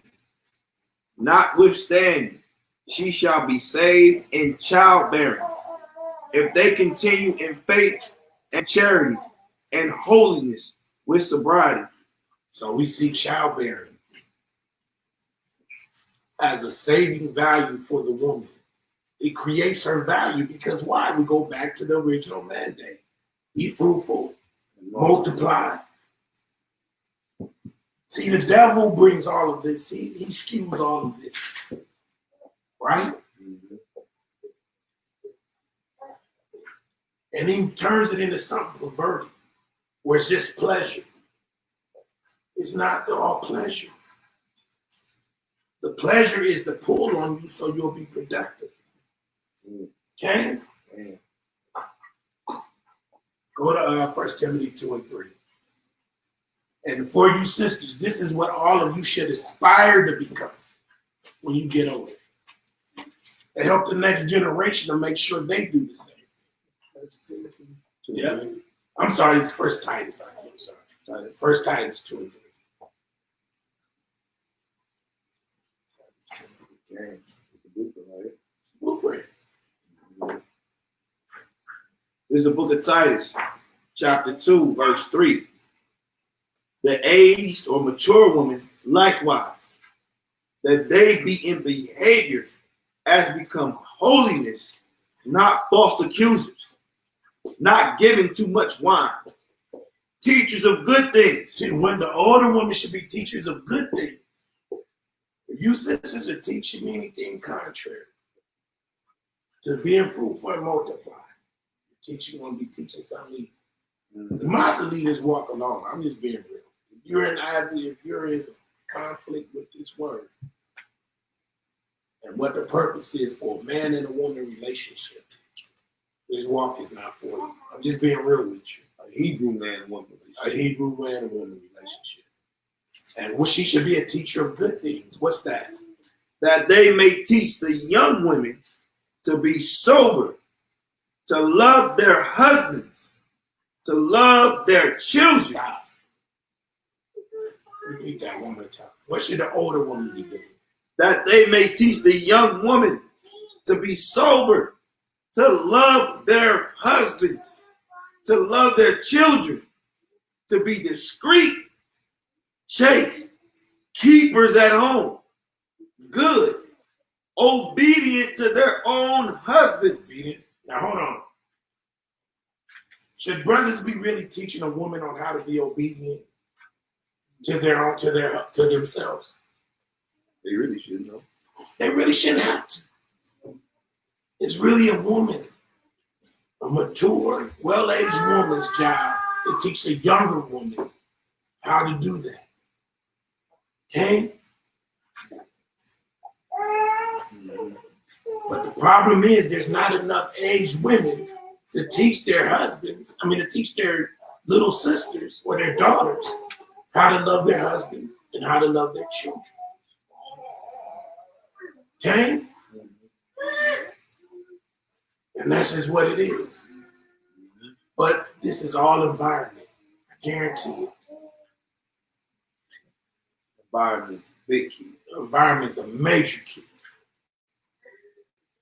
Because guess what? When a man is doing everything he's supposed to do and he has his own land, whatever, ain't really nothing to sister. Ain't nothing the older woman can say. She shouldn't even want to.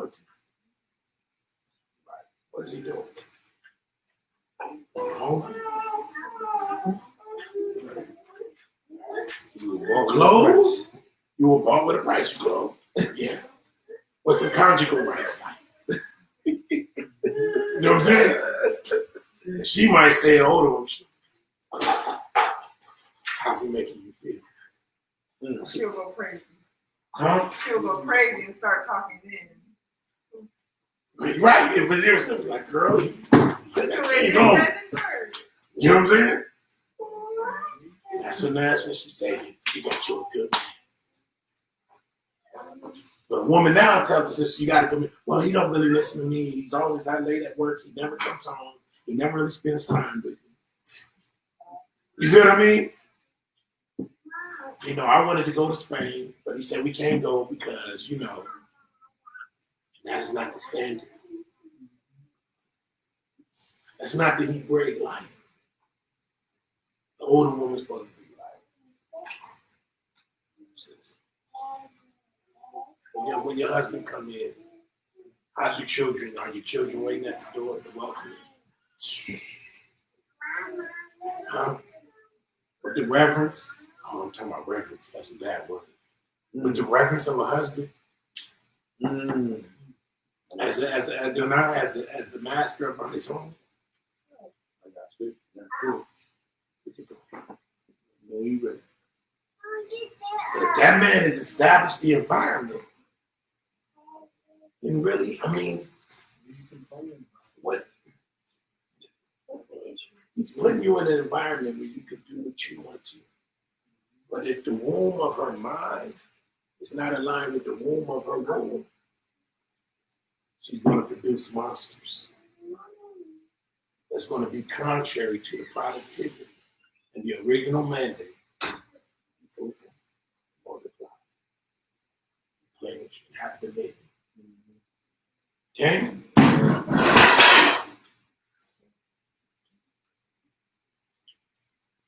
Go to verse 5. Just go to verse 5. In the book of Titus, chapter 2, verse 5. I'll just start for you. Okay. That they may teach the young women to be sober, to love their husbands, to love their children, to be discreet, chaste, keepers at home, good, obedient to their own husbands, that the word of Elohim be not blasphemed. Now, how would the word of Elohim be blasphemed? In this case, Saying anyone serving like that is being controlled. saying, a woman, you are a liar. You're saying that you follow this book, and you're blaspheming the name of Elohim if that woman is not being taught properly and then not doing properly. She is not following this book. It's embarrassing. You're embarrassing the more name of the Most High by being any other thing. Okay. Huh? Mm-hmm. Okay. The older woman is supposed to be teaching the younger women this. And that's just a fact. God didn't say nothing about an opinion. Ain't no opinion in this. If any man speak, let him speak the oracle of As God. the oracle of God. There's nothing else. This life is sacrificial. It's sacrificial life. I mean, we get on the men all the time here. Actually, we get on the men now. Because the man's supposed to produce the environment. But what we really should be crying out is, Yah, return us back home so we could be the men we used to be. So we don't have to keep relying on our enemies. Right. Let us repent. Huh? So we could be the men we're called to be. We could become your glory again. Huh? So our wives won't need for nothing. So our women won't be bitter towards us. So they'll gladly love their children. Huh? But we got to get back in proper position. Okay? Okay. What did you want to read on that? Yeah, this is 1 Peter chapter 3. I'm going to read verses 5 and 6. I'm going to read actually 5 through 7. Just to bring it all around. And so it reads, "For after this manner, in the old time, the holy women also, who trusted in God, adorned themselves, being in subjection unto their own husbands, even as Sarah obeyed Abraham, calling him Lord, whose daughters ye are, as long as, watch it, it said, as long as ye do well, and are not afraid with any amazement. Likewise, ye husbands, dwell with them according to knowledge, Your woman according to knowledge, giving honor to the wife as unto the weaker vessel, as being heirs together of the grace of life, that your prayers be not hindered." how are you going to be heirs? How are you going to be heirs? Don't we got to go back to Genesis? He, him, he, them, According to the knowledge. according to the knowledge. Man, what woman was not made for? Well, who? The man was not made for the woman, but woman for the man. Mm-hmm. That's her wrong. This is how you become a joint heir with your husband. That you're replicating the kingdom. You're replicating God. Okay?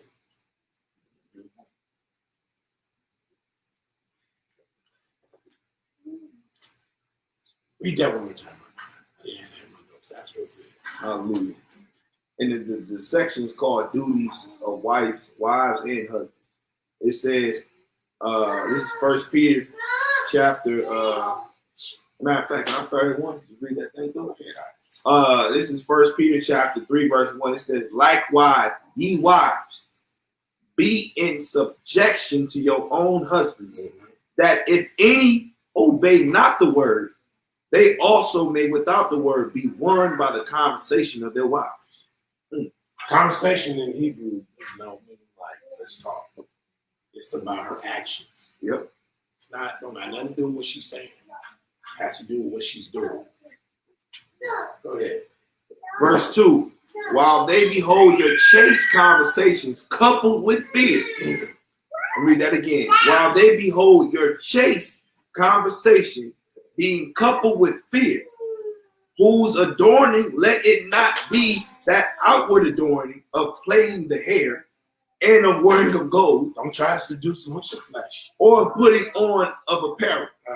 But let it be hidden. Let it be the hidden man of the heart, and that which is not corruptible, even the ornament of a meek and quiet spirit, which is in the sight of God a great price. For after this manner, now how would that type of heart be a great price? Now would God allow a woman with that kind of heart be misused? No. If you believe in the scripture. If you don't believe in it, then I get it. It's not going to work for you.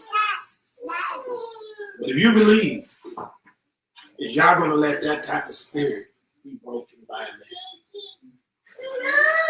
Because what is this for? This is that her chaste conversation is going to draw that man, which is his glory. That woman can bring him back to her humble or chaste conversation. Bring that man back in the proper standard. This is not your job to correct you. It's not. It's your job to facilitate. To facilitate his humbling by convicting him with your chaste conversation. Y'all work on his heart. Right? Y'all would deal with him. But if you go fight the battle, then I'm going to stay out of it. Let me see how much you're yelling and fussing and all that go be. If he's a man, he ain't going to really listen to that. Now, if he a wimp and he a beta male, he'll listen to you, but you ain't going to love him. You ain't going to respect him anyway. Let's just be real. You're not going to respect that man. Like, this man listen to every goddamn thing I say. And this man really protect me. You know what I'm saying? She'll turn him into something she doesn't even respect. Be real. Go ahead. Verse 5.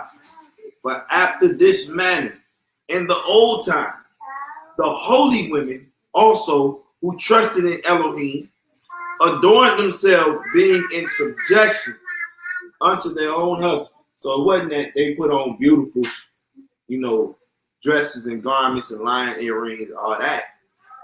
The real adornment was how they were submissive to their husband.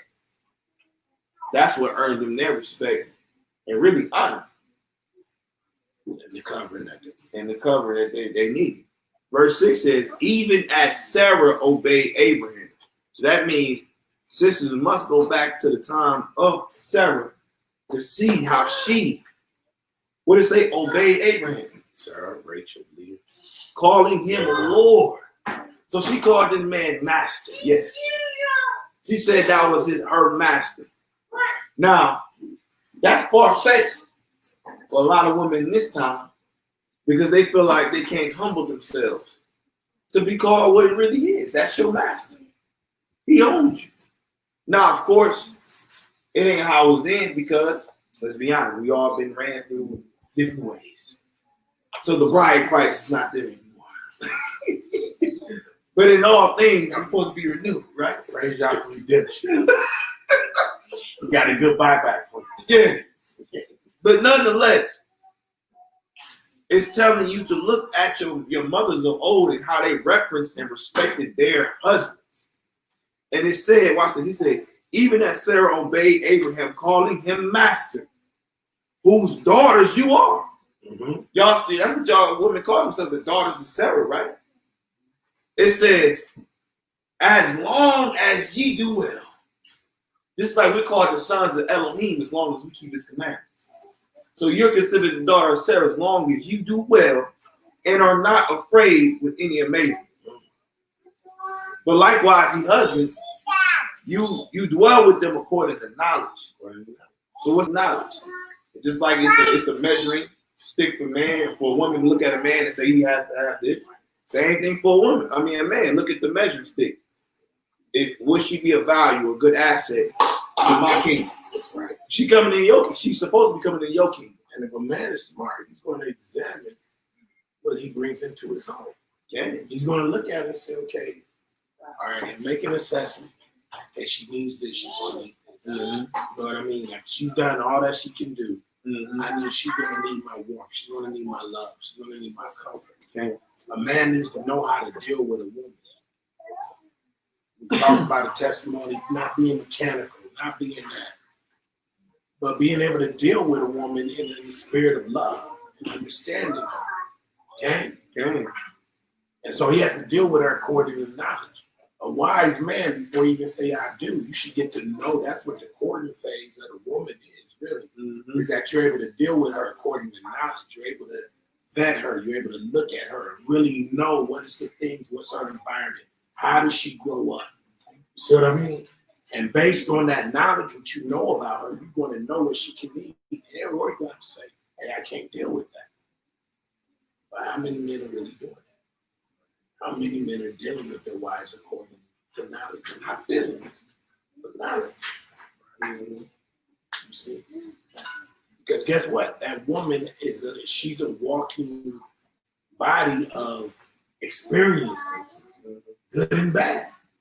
So you have to be able to know what are those good and bad experiences so you will know how to deal with it. Okay? Okay.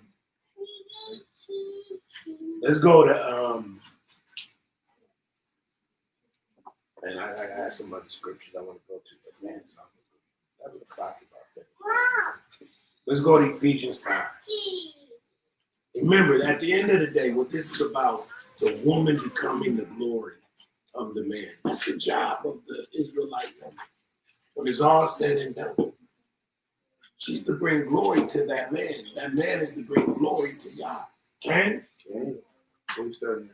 Let's start at 22. This is the book of Ephesians, chapter 5, verse 22. Wives, submit yourselves unto your own husbands as unto the Lord.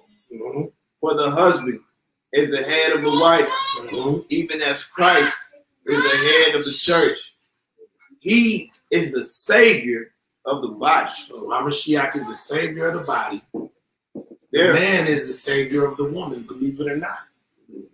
He is the covering of that woman. He does bring redemption value to that woman.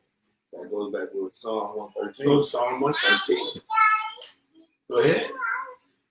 Verse 24. Therefore, as the church is subject unto Christ, as the assembly subject to what? To Christ. Go ahead. So let the wives be to their own husbands in everything. Wow. Wow. Wow. In everything? In everything. Go ahead. Husbands, love your wives. Now here's the transaction that should be happening. Right? The woman should be subject to her husband in all things. Mm-hmm. And this is how deep the love of the man should be for his wife. Go ahead. Husbands, love your wives, even as Christ also loved the church and gave himself for it. Whoa. He gave himself for the assembly. That means this is a sacrificial love that he's to have for his wife. Okay. So here's the transaction. The woman is subject to the man in all things. And the man loves his wife, literally giving his body. And how does he do that? provision, right? Provision, raiment, conjugal rights. Believe it or not, conjugal right, I've been focused on that, but that's very important. Because a woman really needs that physical connection more than men even think. That's just real. That's just real. Huh?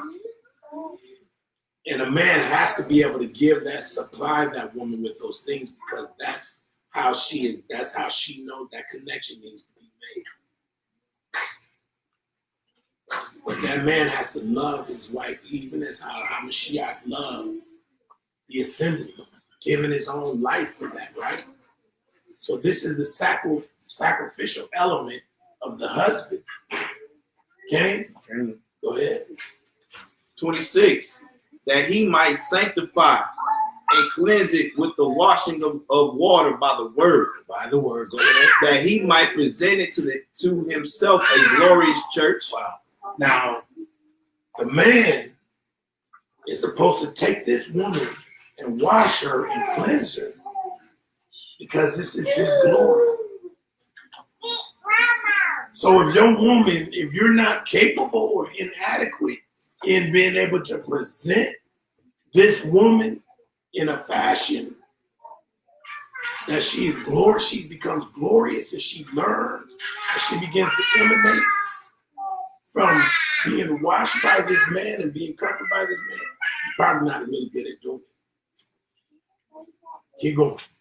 Verse 28, so ought men to love their wives as their own bodies. He that loveth his wife loveth himself. For no man ever yet hated his own flesh, but nourished and cherished it, even as the Lord the church.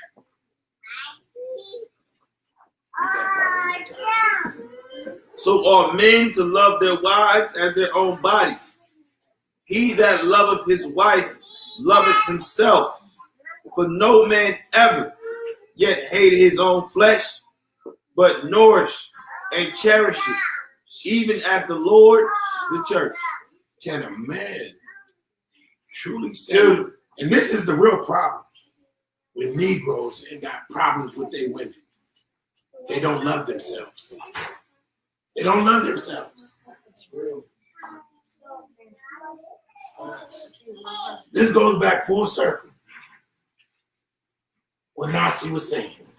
We're loving our wives the way our enemies loved us. We're really loving our women through the lens of hate, not through the lens of love. Because if a man loved himself, he would love his woman. That's just what it is. And you cannot be an insecure man if you're scared for your woman to be out there giving you glory. Your woman, in her chase conversation, other men should be able to look at your woman and be able to say, that woman right there. Whose husband are you? Whose wife are you? This kind of takes away the word love being subjective, because it goes back to, when you say if you love, you keep my commandments. Facts. You can't. When you said love through hate, like it's impossible to say you love your wife but not provide and do everything that you're supposed to do. It's impossible. So some people say you're supposed to give provision and all that for your woman and all that, but Provide for yourself. Most High gives us the best. Right? So you cannot say you love your wife as you love yourself. You calling your wife a bitch. And you're a BAN. If your woman is one. Yeah, it's a minute. You know what I'm saying? How you treat your woman is a reflection of how you treat yourself.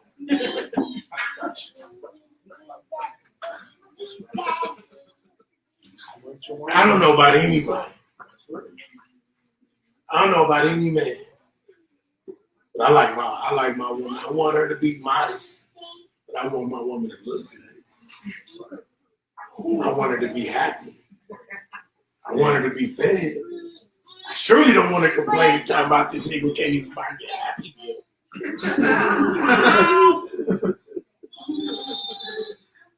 I'm just saying.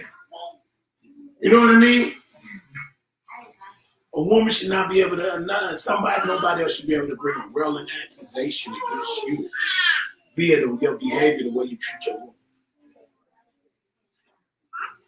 That would be an oxymoron for you to say that you're an Israelite man and your Israelite woman. It's just, she out there looking abused and disheveled and lacking. You're a very bad manager. You're a novice and you don't know what you're doing. And you can blame it on whoever. You can say she disobedient, say she hard-headed, she don't want to listen.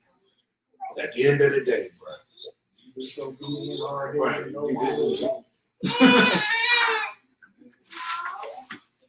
But that's what you're supposed to be doing. You're supposed to love your wife as you love yourself. And is it just easy to say, woman, stop tripping, you always stressing me out. It's why I can't do nothing. You. You know what I mean? Or is it say, man, my woman, man, I ain't been able to buy her nothing new in about a year. I better get on my game. You know what I mean? And her quiet conversations, I don't got no complaints. You know what I'm saying? But you should be able to look and say, what's going on, baby? You reflected me. But Negroes rather get mad at the woman instead of saying, man, you're a reflection of me. I gotta make sure you do your best.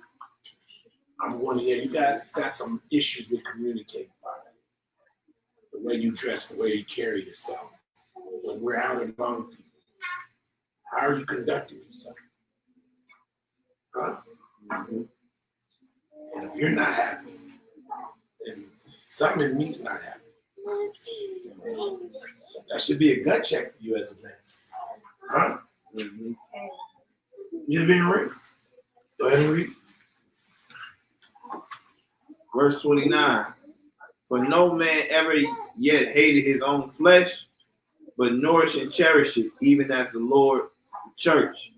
For we are members of his body, of his flesh, and of his bones. For this cause shall a man leave his father and mother, and shall be joined unto his wife, and they shall be one flesh. Goes right back to Genesis. This is a great mystery. This is a great mystery. It's always going to go back to the beginning. Huh? Your woman is your glory. She's your reflection. She should be subject unto you. Why? She's submitting herself so you can move through her. That's what the Father does with us. He wants us to humble ourselves so he can flow through us. He can be our guide and our lead. And we submit ourselves to him through his word. Huh?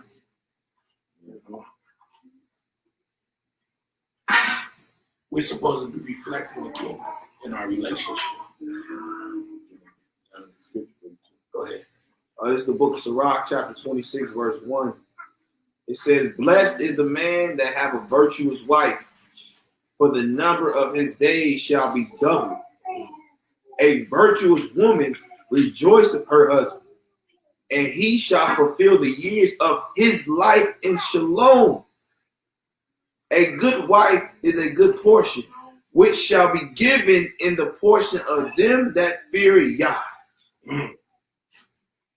Whether a man be rich or poor, if he have a good heart towards Yah, he shall at all times rejoice with a cheerful countenance. So But if you got a good heart towards y'all, whether you be rich or poor, He gonna give you that good woman.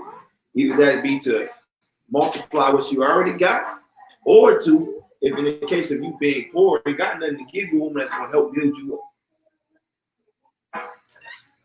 Pretty good. We're gonna end it right there.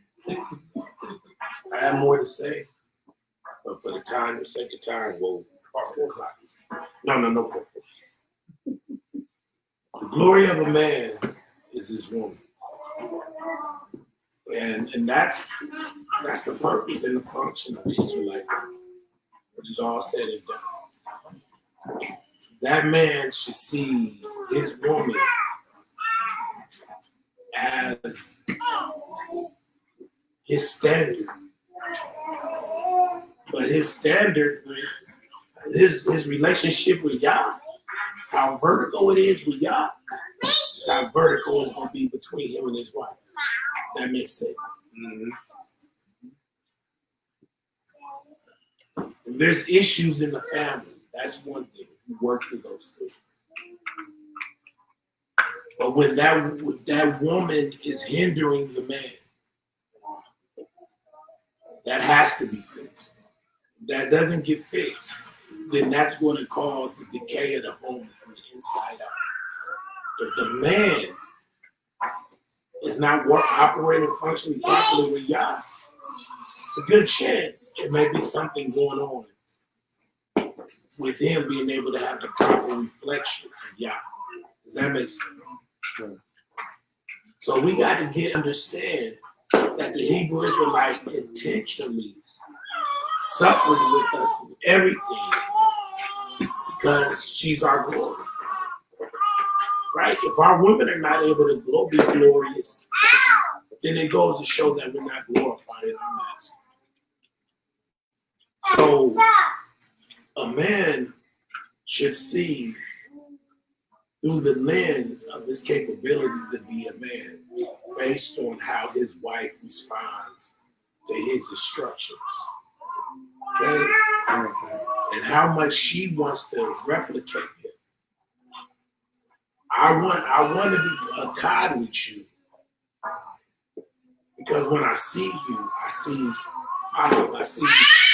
Father.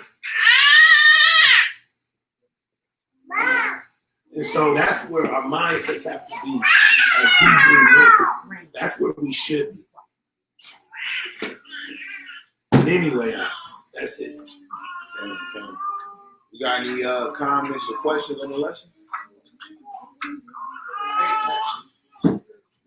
Great.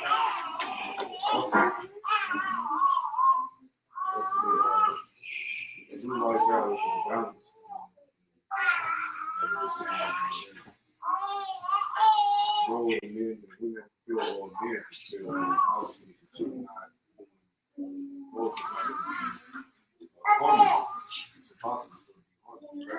Okay. Also, like you mentioned, as far as with the men, obviously it's also it's environment. That's the first step.